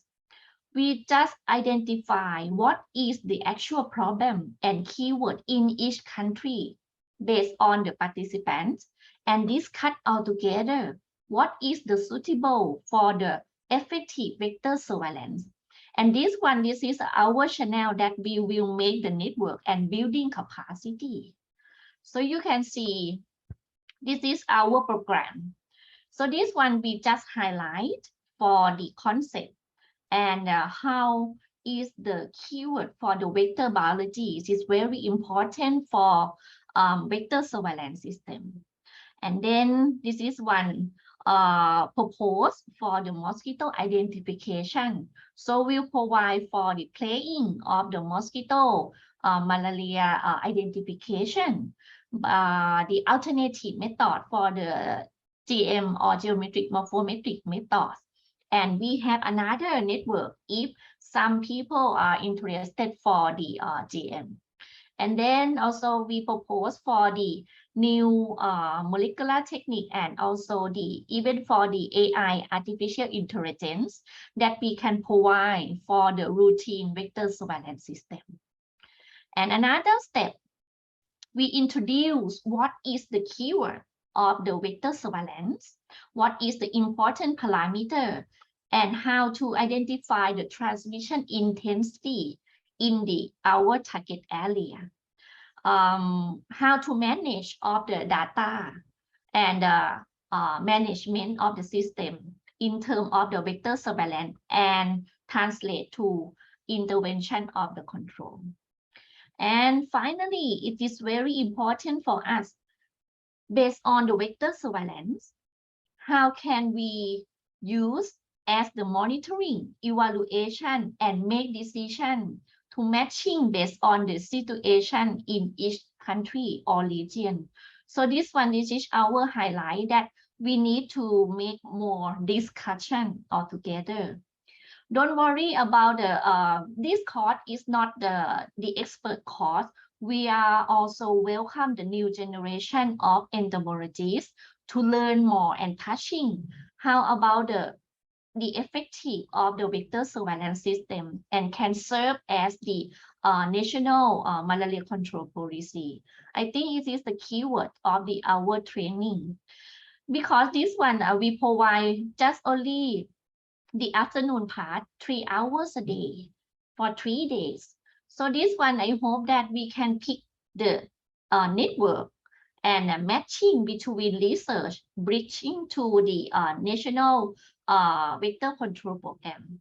I think this is our support for this one.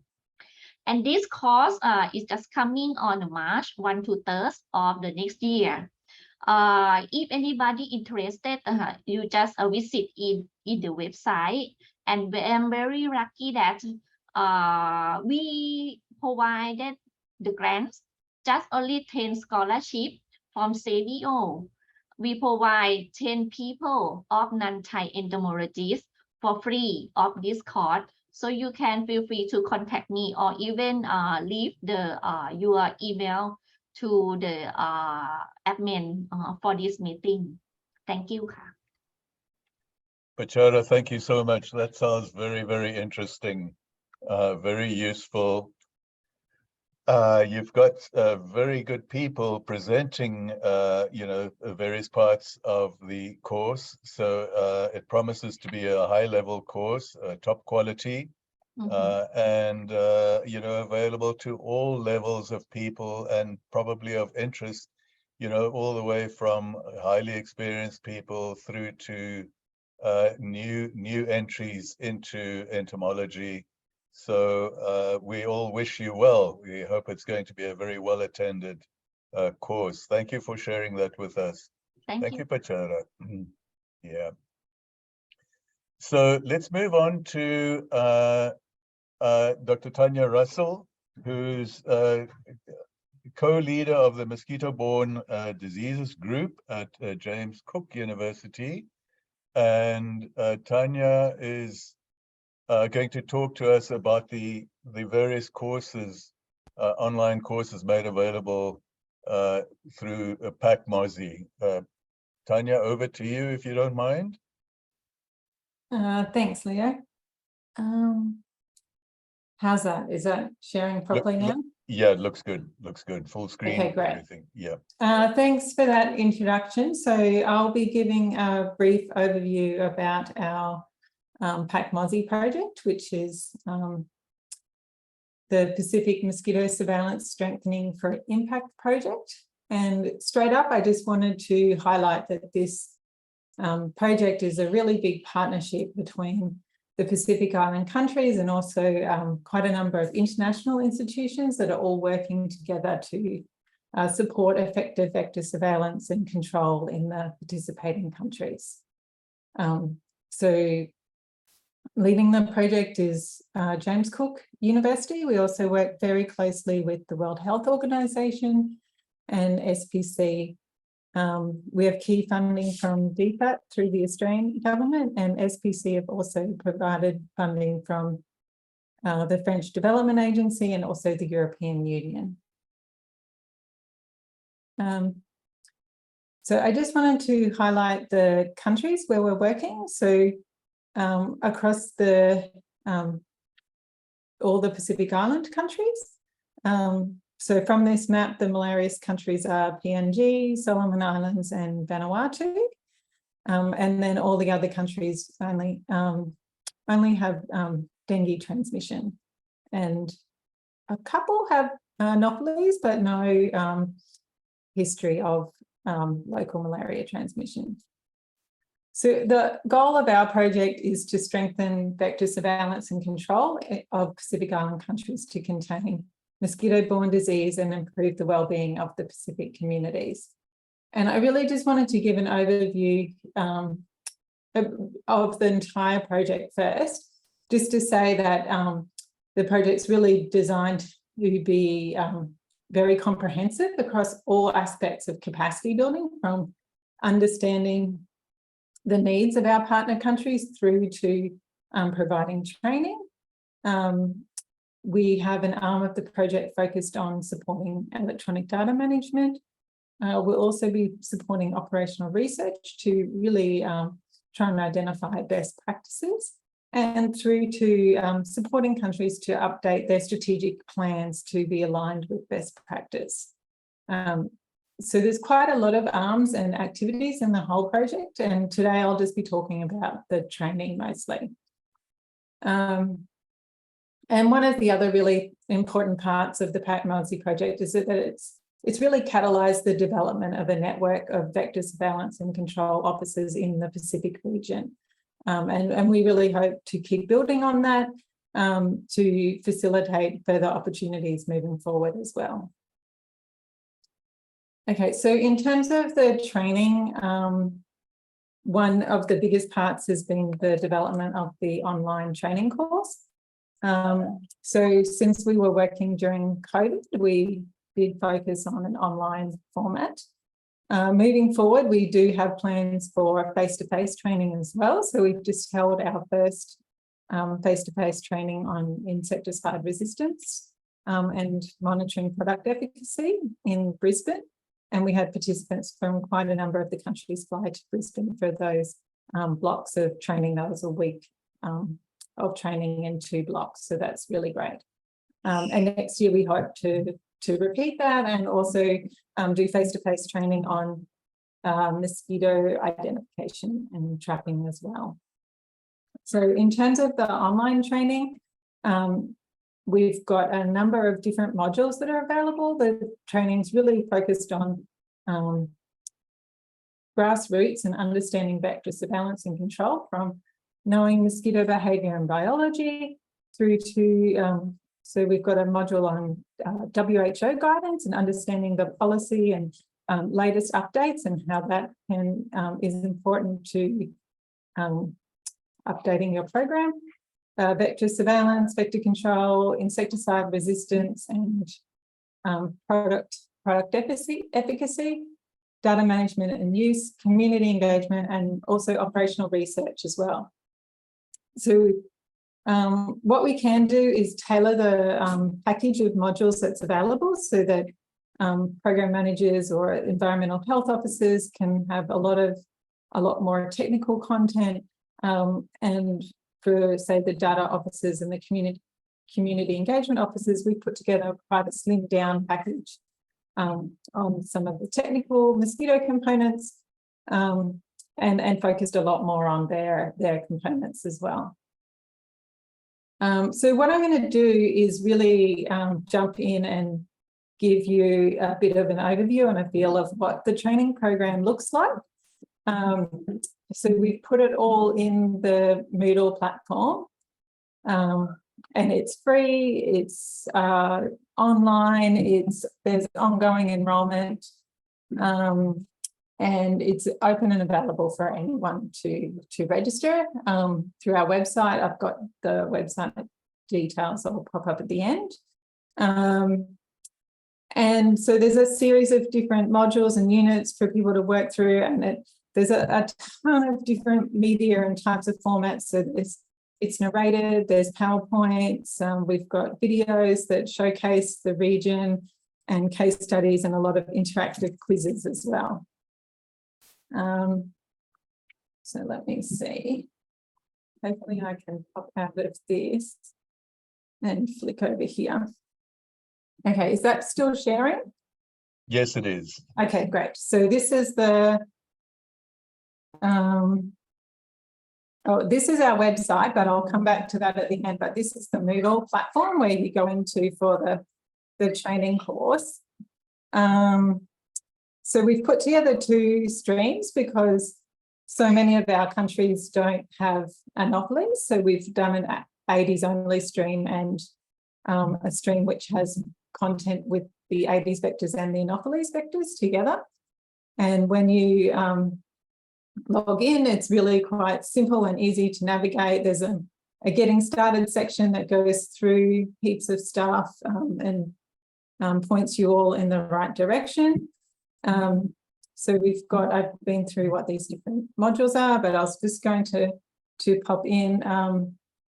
So once you go into a module, there's a lot of different units to work through. So for mosquito biology, as an example, we've got introduction to mosquitoes and pathogen transmission, the mosquito life cycle, information about the Aedes species and their behaviour, the Anopheles species and their behaviour, and then the relevance of biology to vector control and surveillance. And it goes through to a summary quiz at the end as well. So you can pop in here and go in, and it sort of all sits in a set relevance of the biology of the mosquito vectors to their surveillance and control. So the whole set of PowerPoints are narrated, and then you click through each one as you go along, which I actually really like, because it gives you the opportunity to replay each slide or click through at your own pace, and you can flick through the slides and quite easily go back and listen to the content as well. And you can read through the information as he's saying it too. So I've set this up in advance so I can flick through everything quite quickly. So what I'll do is just sort of flick down and pick some different things, so we can sort of go through, I don't know, this one's this. So Transmission can occur throughout the year in some areas or sporadically in other areas. This is dependent on vector densities, which are influenced by the weather, as rainfall and temperature drives mosquito population growth. In the Pacific, malaria transmission is endemic in Papua New Guinea, the Solomon Islands, and Vanuatu. This matches with the geographical distribution of the anopheline malaria vectors. Malaria transmission varies between these countries and within them, from ongoing transmission throughout the year to extremely low. Papua New Guinea has the highest malaria incidence in the world outside Africa, while Vanuatu is working towards goals of countrywide malaria elimination. So why do we focus so heavily on vector control? Because it works. How? Because mosquito-borne disease transmission depends on the density and survival of mosquitoes, and a key way that vector control works is by killing mosquitoes, which reduces their numbers and how long they live. Vector control is most successful. I might just turn him off so that I can talk, but just to show you briefly the sort of type of content that is included in here. There's some really interesting information from different regions, case studies. So I will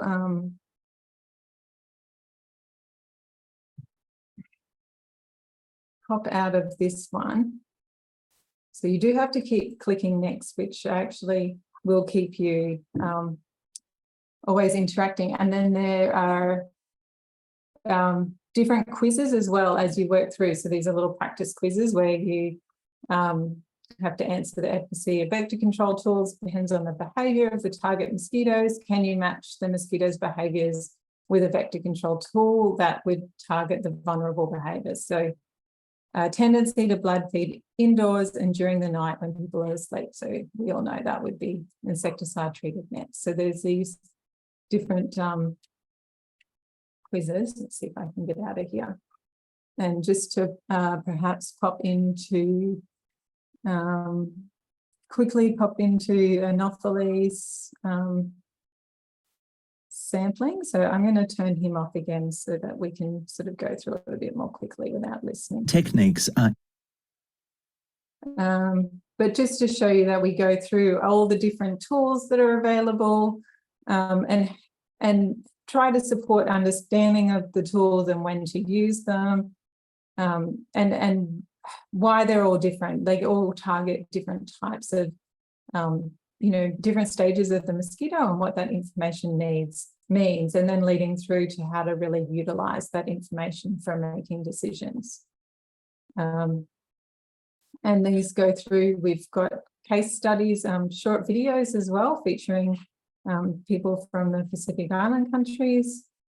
We actually do have the video that APMEN have shared with us in this unit as well, which is really, really super helpful and great to see that collaboration between our projects.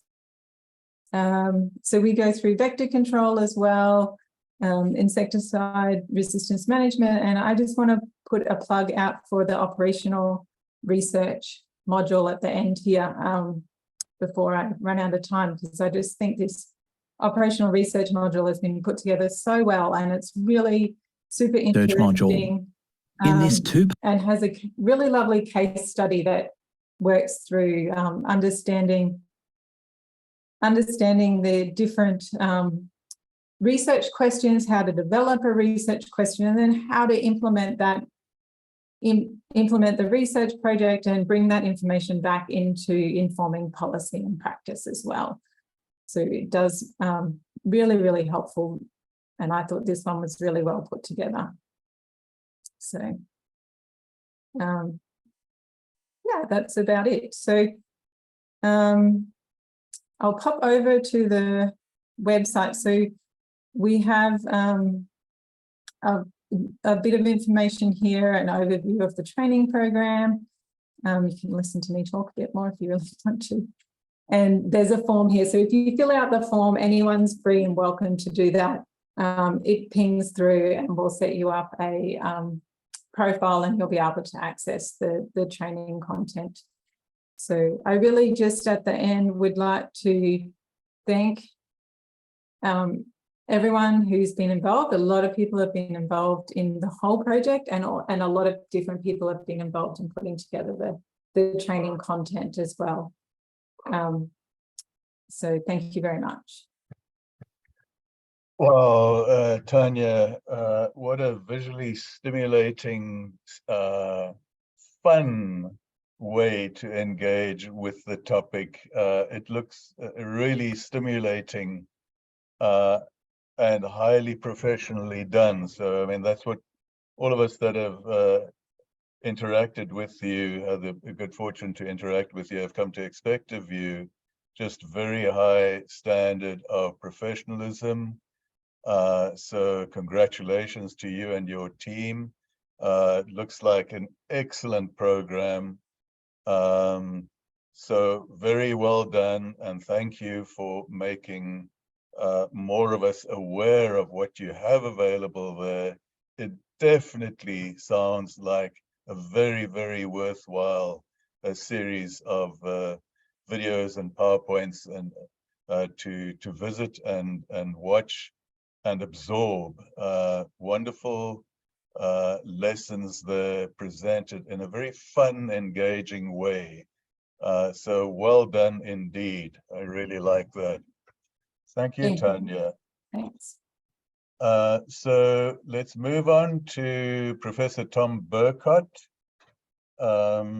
who's professor at the Australian Institute of Tropical Health and Medicine at James Cook University. And Tom is going to share with us the process they followed and the findings they had from a country vector surveillance needs assessment that they published, and Tanya also published on a few years back. So over to you, and thank you, Tom. Thank you, Leo. Let me just share my screen.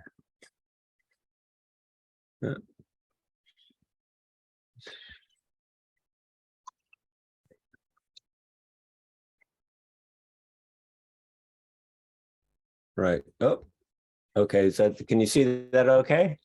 If you can, there we go. There we go. It's full screen now. Okay, Wonderful. Great. Okay, thank you for the introduction, Leo. I want to do a couple of things today. Sorry, Professor Tom, but I think you have to stop the display. And I want to start out by remote.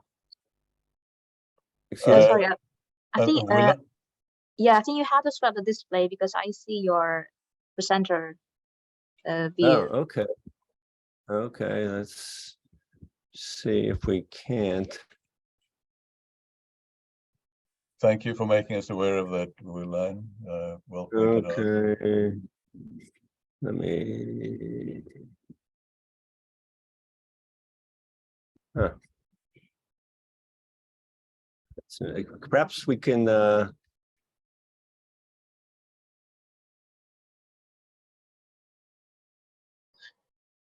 Once you share a screen, you'll see that swap display in the upper side, so you can click that. Excuse me?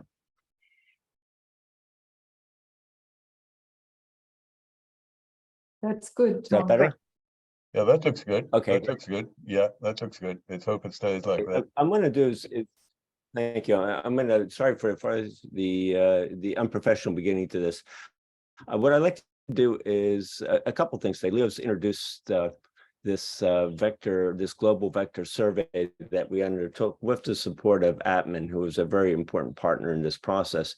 And what I'd like to do is we did that as a means of determining the vector surveillance and control activities going on at the country levels and the national programs, and looked at as well, what sort of the capacity and limitations of the programs were as a way of sort of monitoring where we were as a program. And this work was done in 2018. And I think probably a lot of the people who are on the Vector Working Group call today participated in this survey. It was set up in Kobo Toolbox. Tanya Russell did a lot of the development of the survey instrument. It was available in Spanish, French, and English.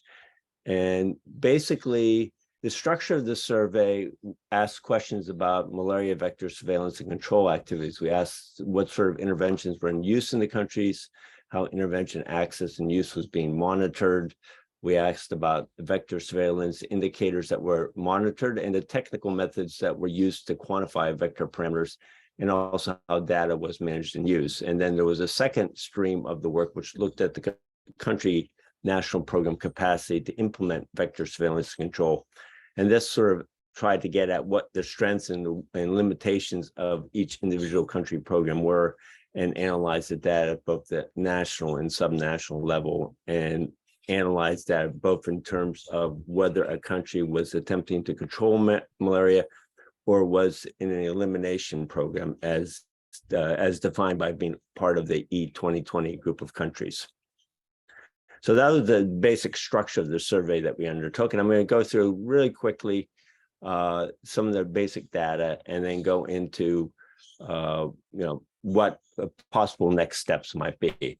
And this sort of summarizes the countries that participate in the survey. From the Asian Pacific region, we had 14 countries that participate in the survey. You can see they shown on red on the map. And when we ask questions about what vector surveillance indicators were undertaken, and this really is in the yellow boxes are those indicators that are deemed as important indicators by the World Health Organization.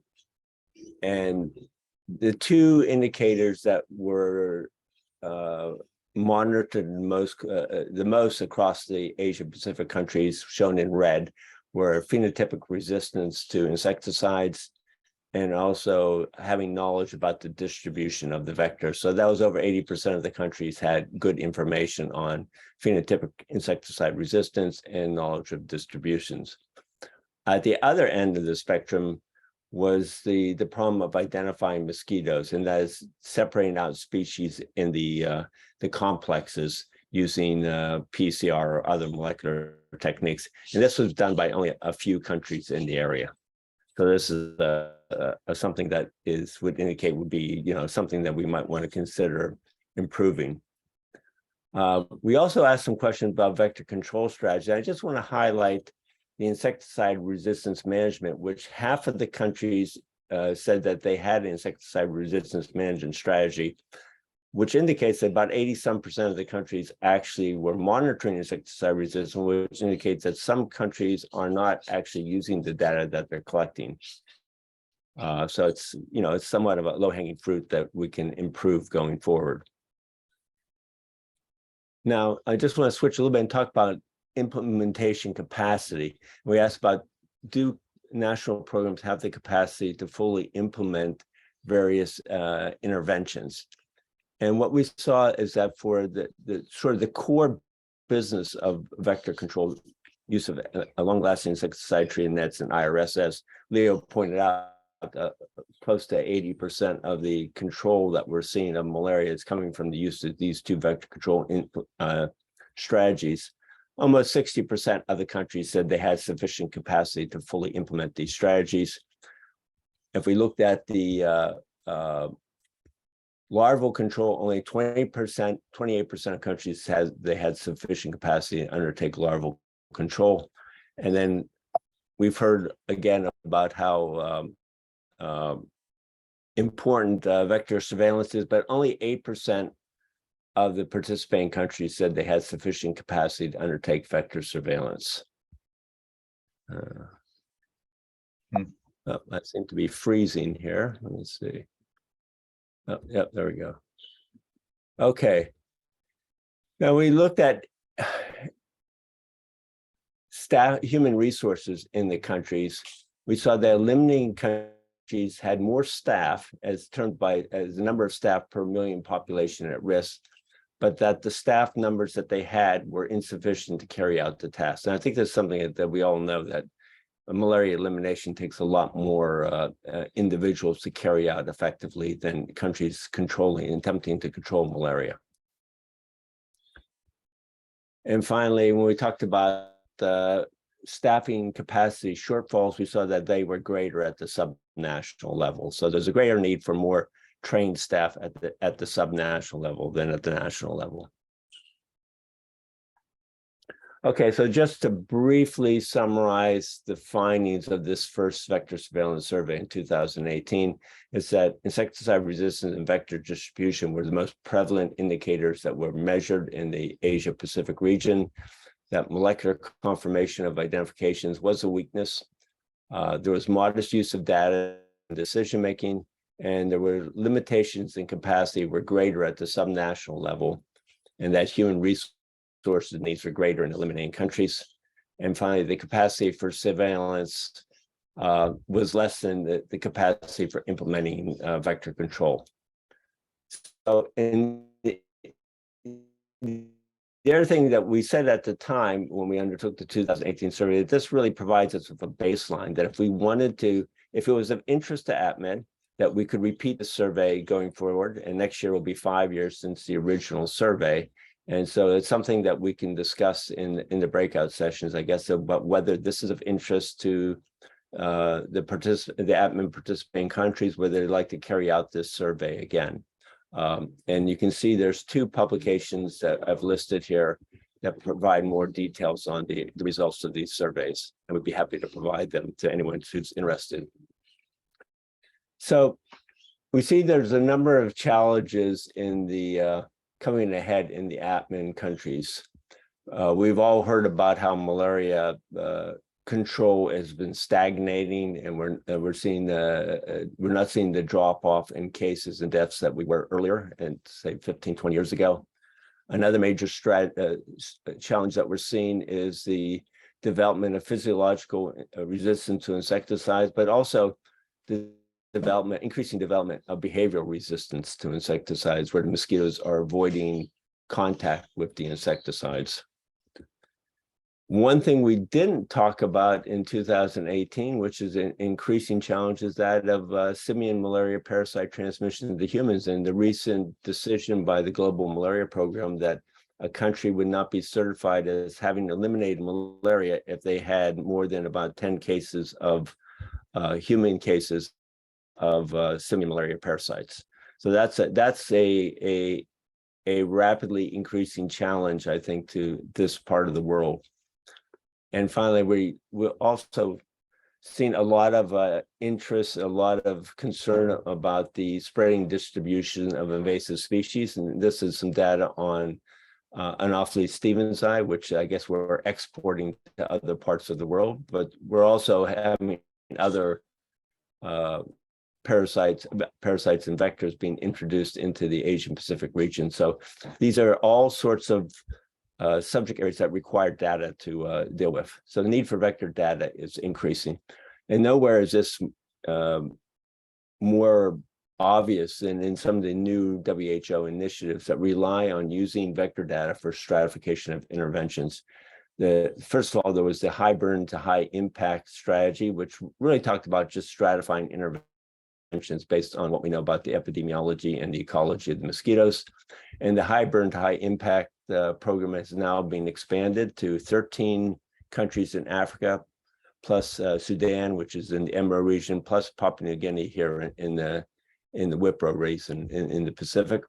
And the other strategy, which has recently been announced at the in the last couple of weeks, is the global framework for the response to malaria in urban areas.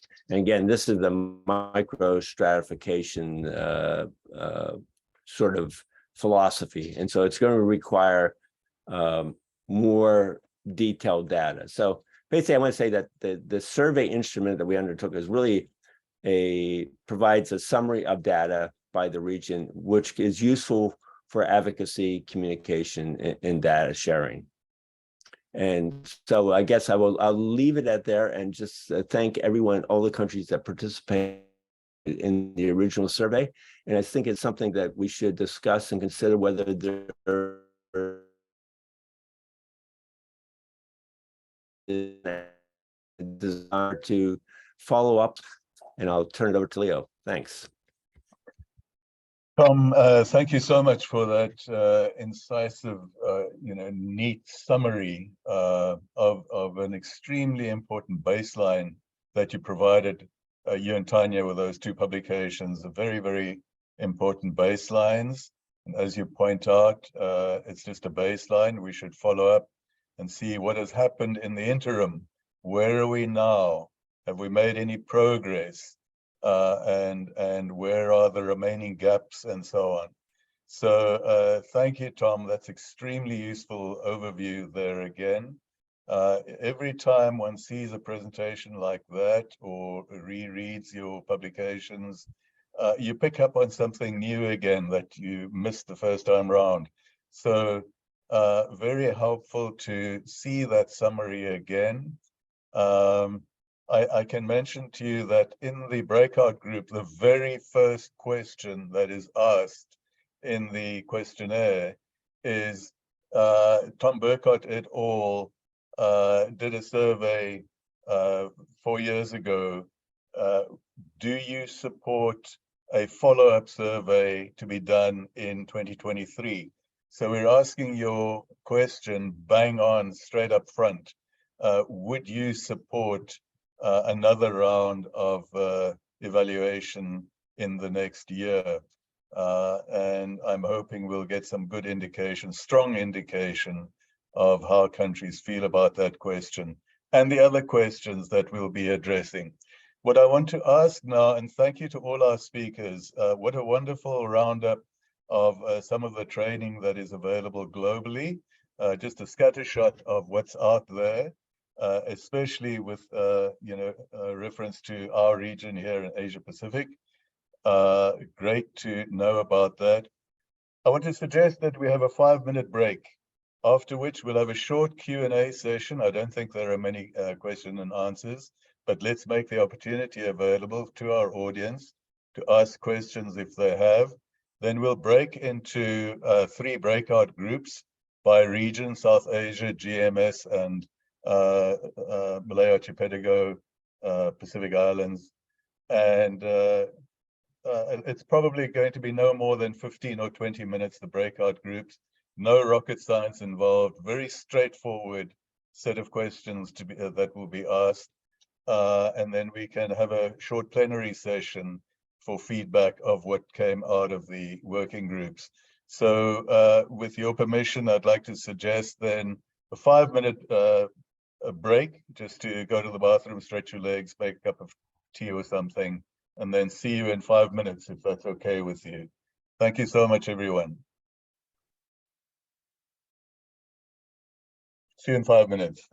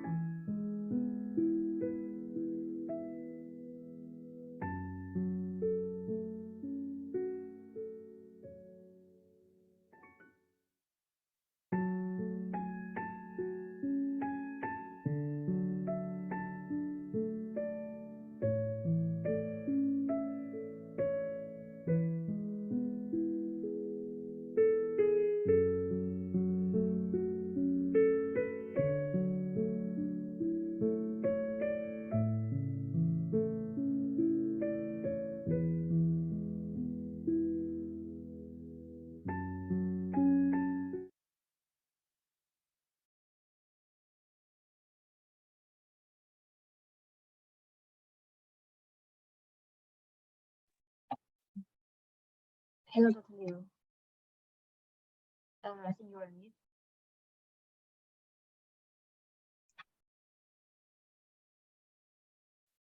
Thank you, Willan. I see I was on mute, so I'm just unmuting myself here. All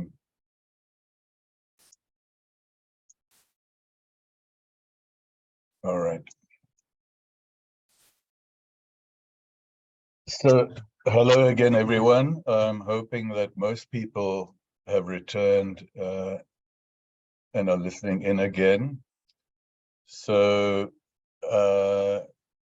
let's give opportunity if anyone had any questions that they wanted to ask. Let's give opportunity now for those people to ask questions of the presenters or whatever questions they may have. I'm going to ask I think you all have the ability to unmute yourself. So just unmute yourself and ask the question. No formalities or anything. Please feel free to go ahead and ask a question if you have. Otherwise, if you prefer, you can put your question in the chat box.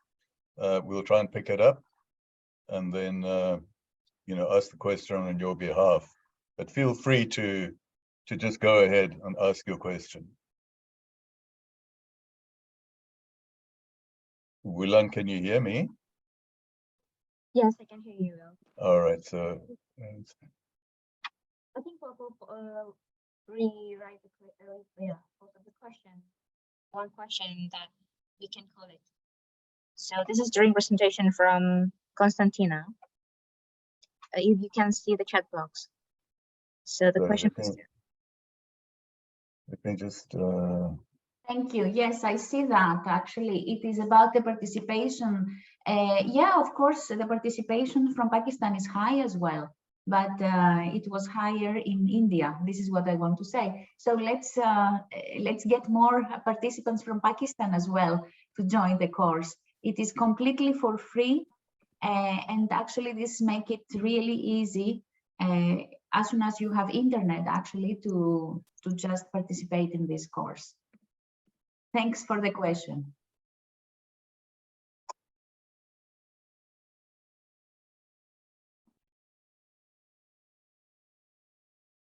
Yeah, thank you, Constantina, for responding to the question. Leo, I think you're on mute. No, I'm just trying to. I've got a weird screen over here. I don't see my chat box. Okay. So do you see any other questions, Willan? No, it's only one. Only the one. All right. Okay. Dr. Leo, I have a question.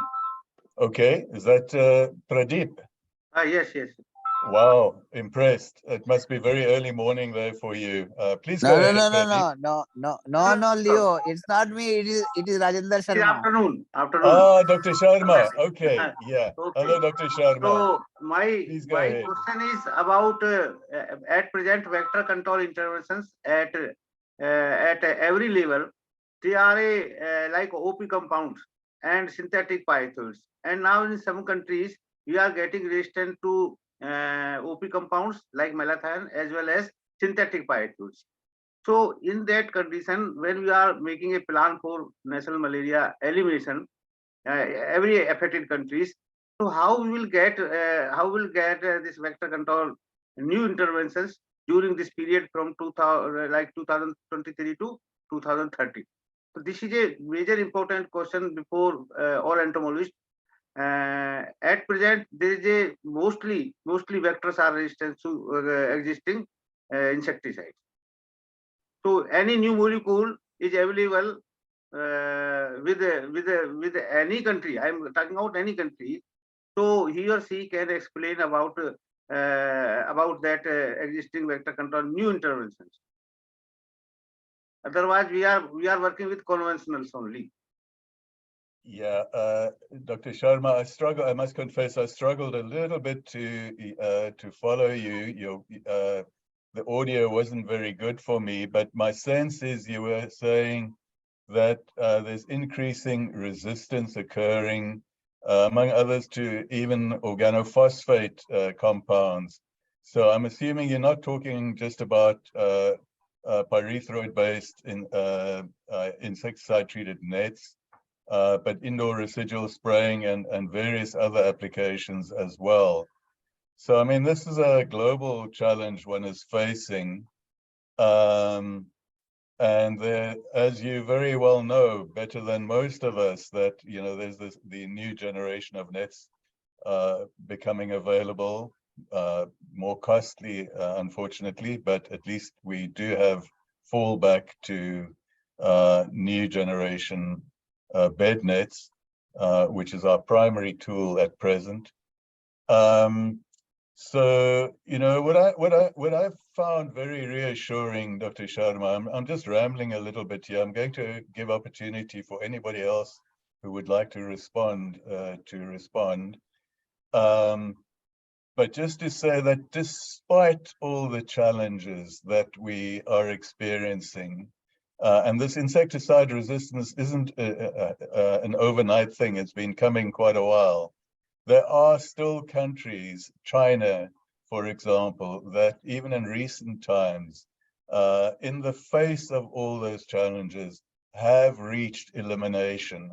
So, you know, all is not lost. You know, if we persevere, we will in the long run win. But you're quite right. We have to look at what else can we tap into. So I'm going to ask our audience, is there anyone that heard the question a bit better than I and would like to respond to Dr. Sharma?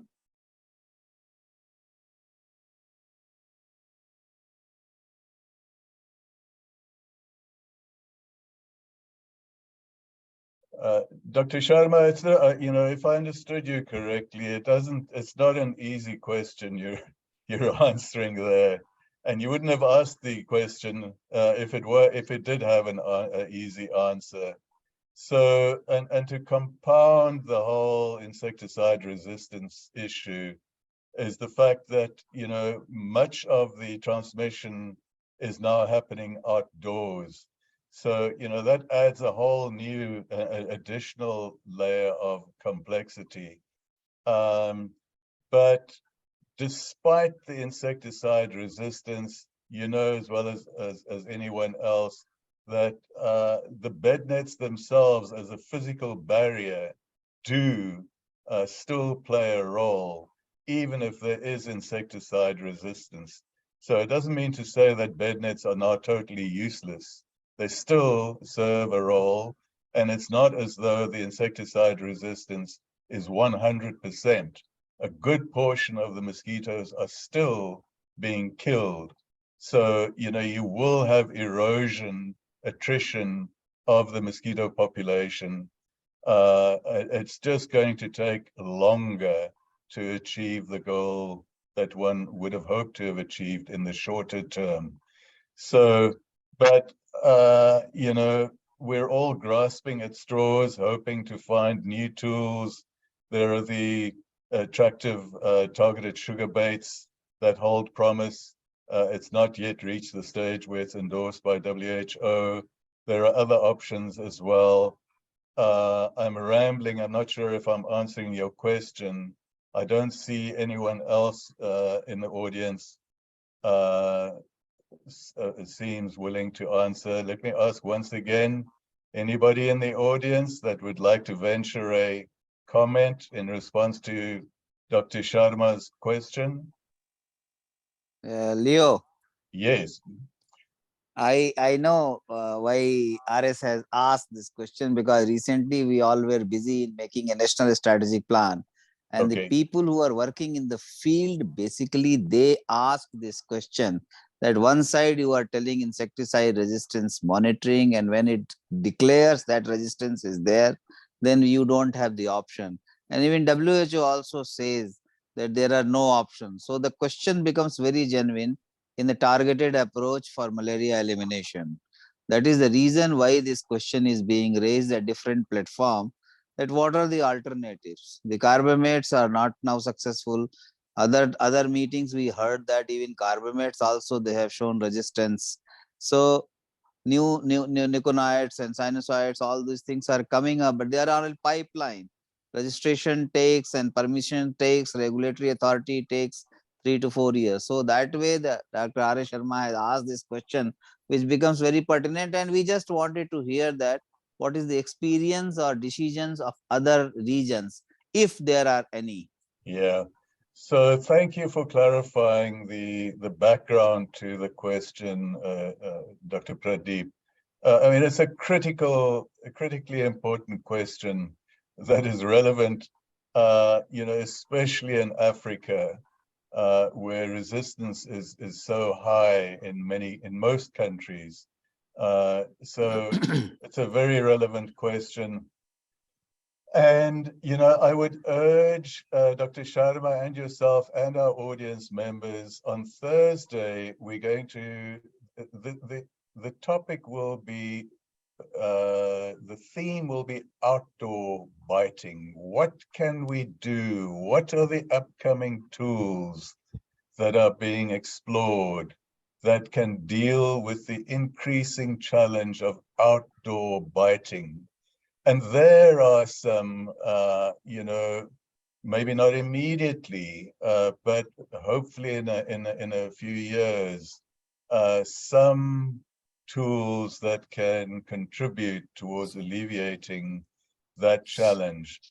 Outdoor spraying, things like that, using stronger insecticide compounds that one wouldn't consider for indoor use, for example, or alternative compounds that will target and reach that outdoor biting component.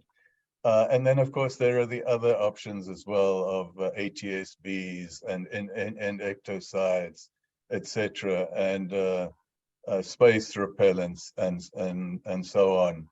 So, but I take your point. Let's ask one more time. Is there anybody in the audience that would like to venture some kind of response to the question, to the issue raised by Dr. Sharma and Dr. Pradeep? Sorry, Leo. I think we have 2 more questions and we have to go to this question, then we can continue to the group discussion. All right. So is there anybody that would like to respond to that question by Dr. Sharma?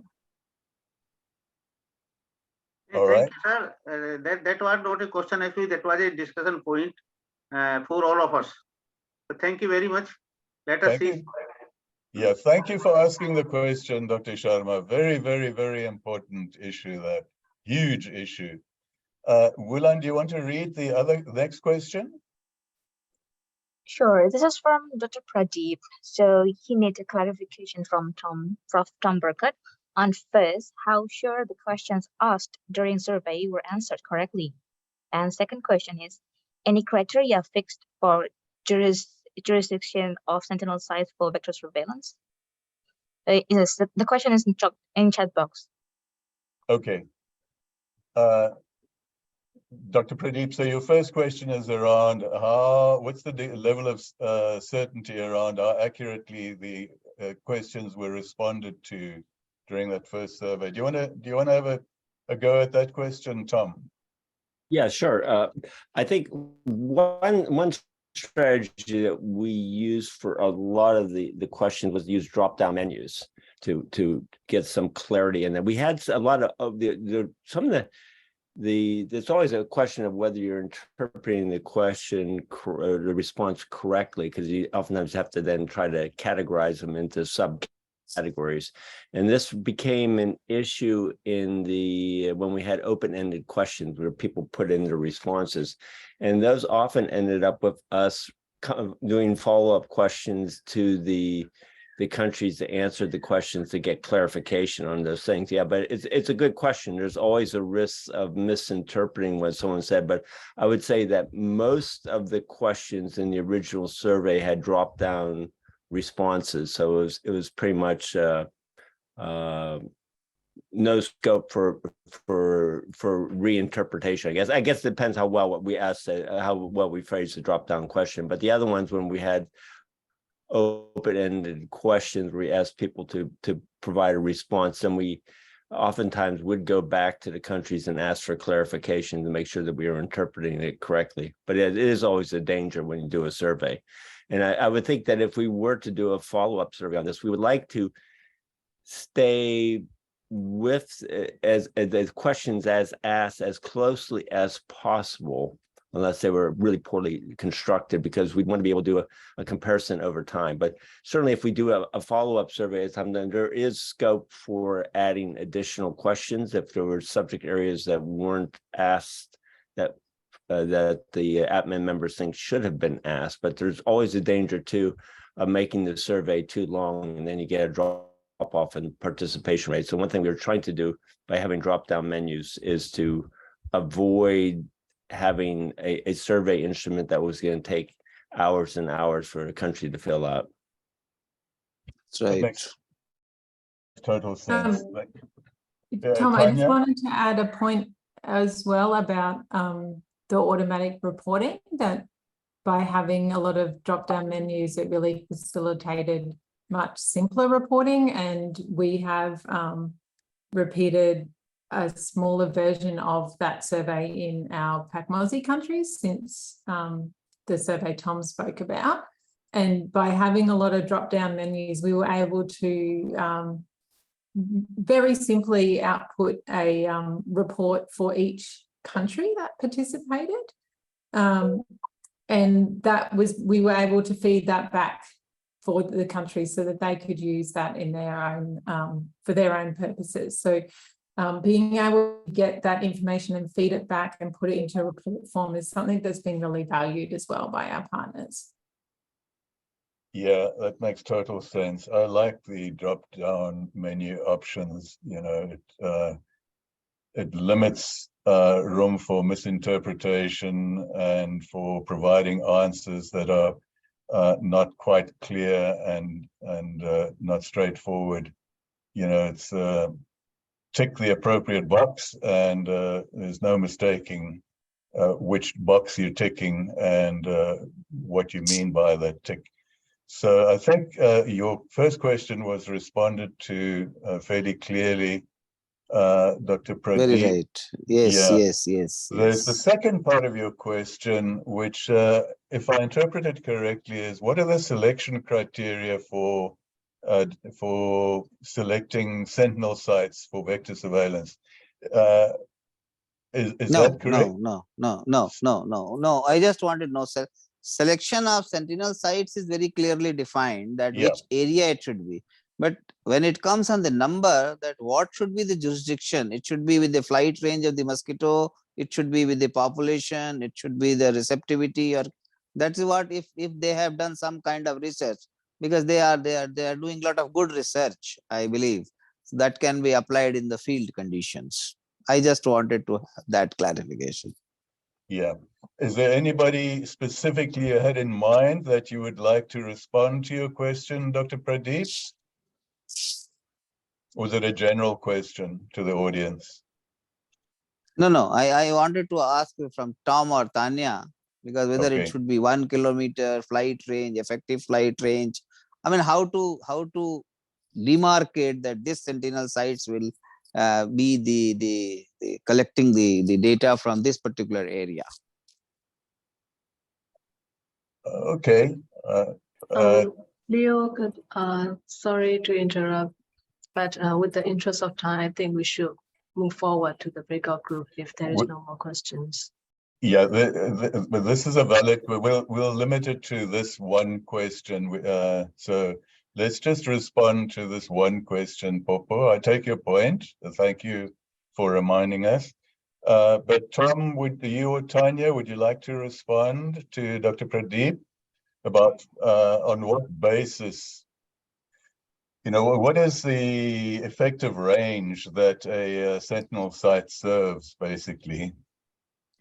Is the question, what's the range of a sentinel site that it serves, or is it how do you select where to place your sentinel sites? No, it's the range. How long the sentinel sites, I mean the sentinel site jurisdiction. I guess that's I would say it's easier to answer the first question because it's a matter of cost and stratification of what vectors and what areas and what the relative risk is. There's ways of stratifying a country for where you place sentinel sites, but obviously things like insecticide resistance are very focal. So I mean, what is that sentinel site? What does it really tell you about the larger area? I guess it depends on how the characteristics of the area in which the sentinel site is placed. If it's indicative of a wide range, if the vectors presence are present over a larger area, or it's a difficult question to answer. I think there is no really easy answer to that question, and I guess the sentinel sites are really based on what interventions are going on, what the vectors are in the area, and also the human resource capacities of the countries to undertake surveillance and the resources to do that, because there's all costs attributed with that. So I don't think we have the luxury of having as many sentinel sites as we would want. Right.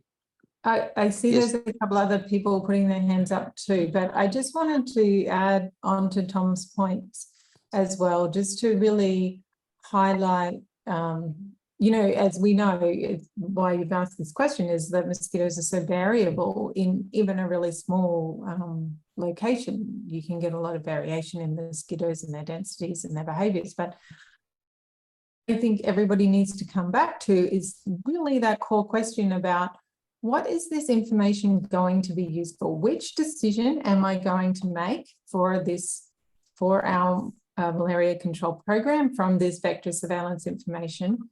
So what level of granularity is required here? And if it's the question of insecticide resistant status and the question of are the mosquito populations resistant to insecticides, and the decision is going to be then that information feeding through into potentially which nets or IRS products to procure, knowing that there are some more products coming through the pipeline soon, then you just need to have those sentinel sites set so that you get enough representation across your country and across your different mosquito species.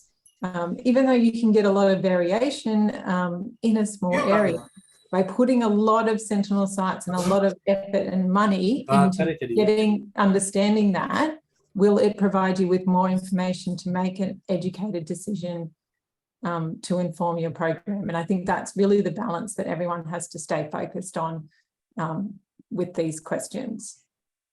Thank you for that wisdom and insight, Tanya. Very helpful. So I'm going to allow Dr. Mukhtar to ask you, Dr. Mukhtar, you're going to be our final respondent, then we'll move on to the breakout questions. Dr. Mukhtar, can you unmute yourself and pose your response? Thank you. Thank you, Dr. Liu, and thank you very much for the wonderful presentation. I just want to respond to Dr. Pradeep's question based on our experience for the selection of the sentinel site. I think we select the sentinel sites on the two basic criteria: technical, which include the interventions and the population and the other technical matters of the mosquito behavior and the other interventions, and then managerial, which rightly explained by some of our colleagues that the HR mean that the trained human resource availability, the things like so. The selection side regarding what Dr. Pradeep mentioning, the range or flight range of the mosquito, then the selection. We know that within the sentinel site area, the breeding is already there. So I think we can select the sentinel site on two basic criteria: technical, which I explained that what of the intervention going on, susceptibility level of the local population, density of the local populations, and then managerial. Managerial means the availability of the trained human resource who can manage the sentinel site in an appropriate way to generate some concrete data. So this is just a very brief response to Dr. Pradeep. I'm sure that Dr. Pradeep is many times has much better experience, but this is just what we have the experience in Pakistan. Over. Thank you all. Yeah, no, thank you very much, Dr. Mukhtar. I mean, there are so many elements that come into it. You know, some countries, you have different vectors in different areas, and you need to stratify accordingly.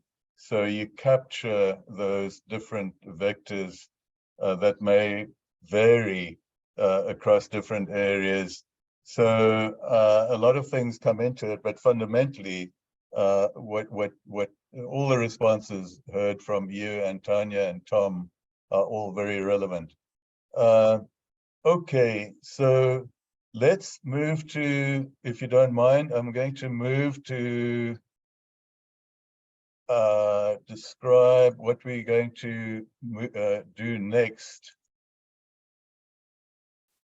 So I just want to share a slide over here.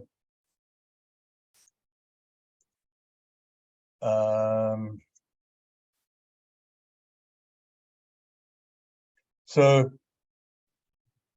we said that the purpose of today, what we're trying to achieve today, is to understand what training is available and what training needs or shortfalls exist.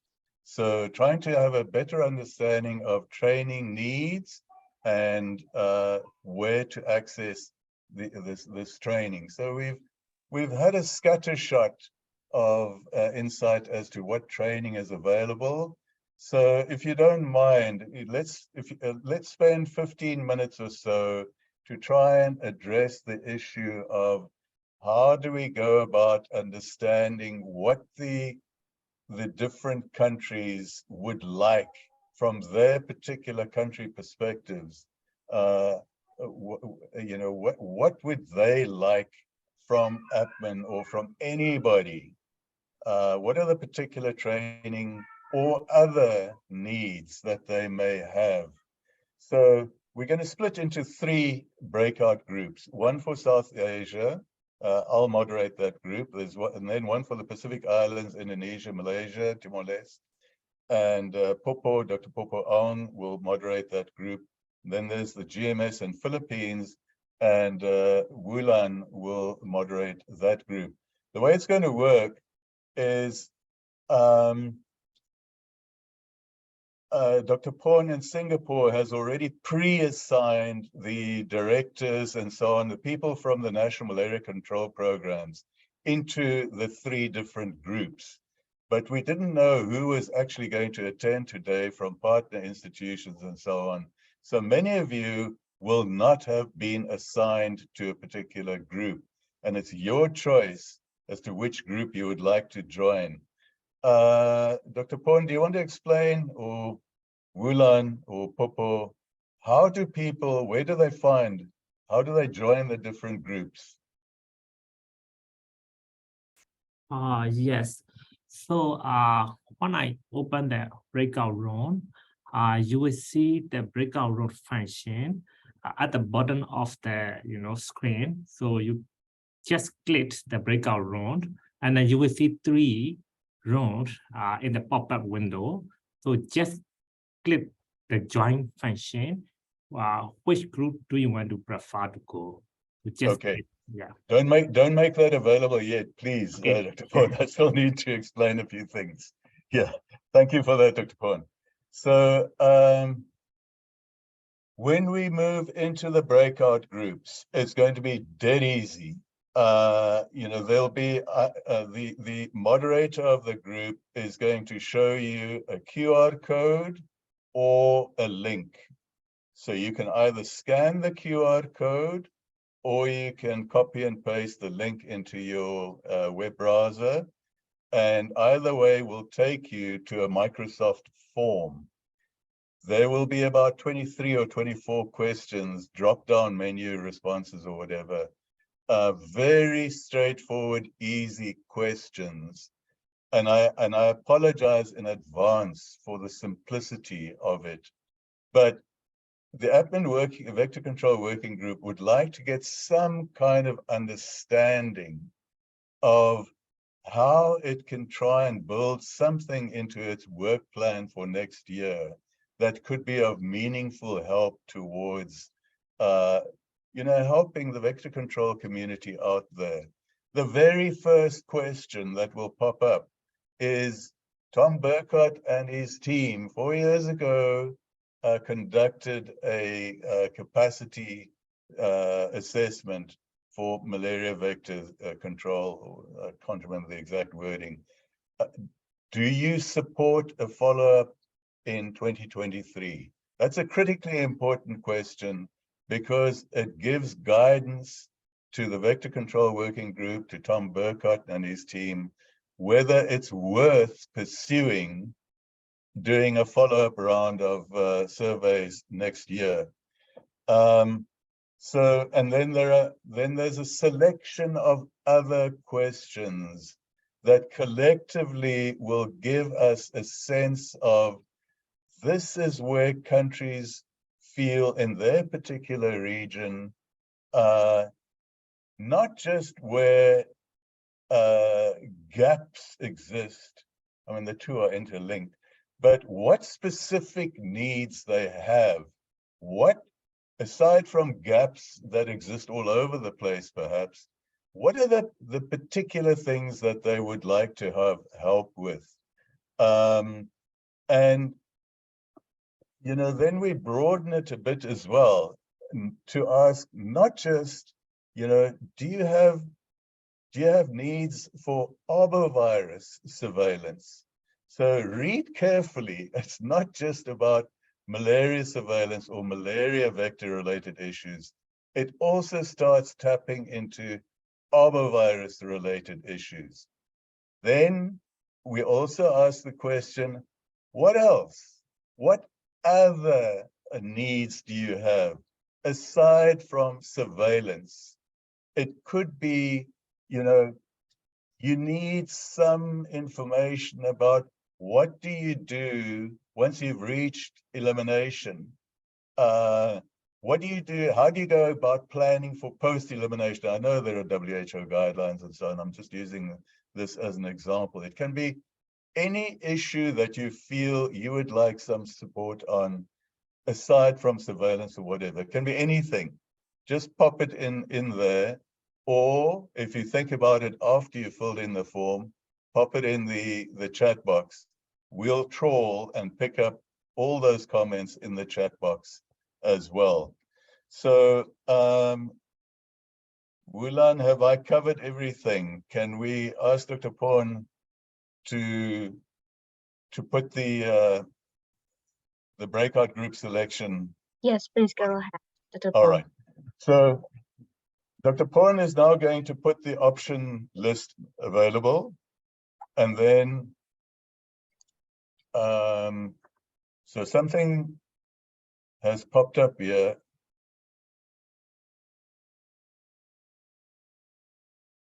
I'm not sure, Dr. Porn. So there's people that have not joined. Is it clear to everyone how you can join a group? I'm also assigning people. Yeah, they are joining now. 19 left in the main room.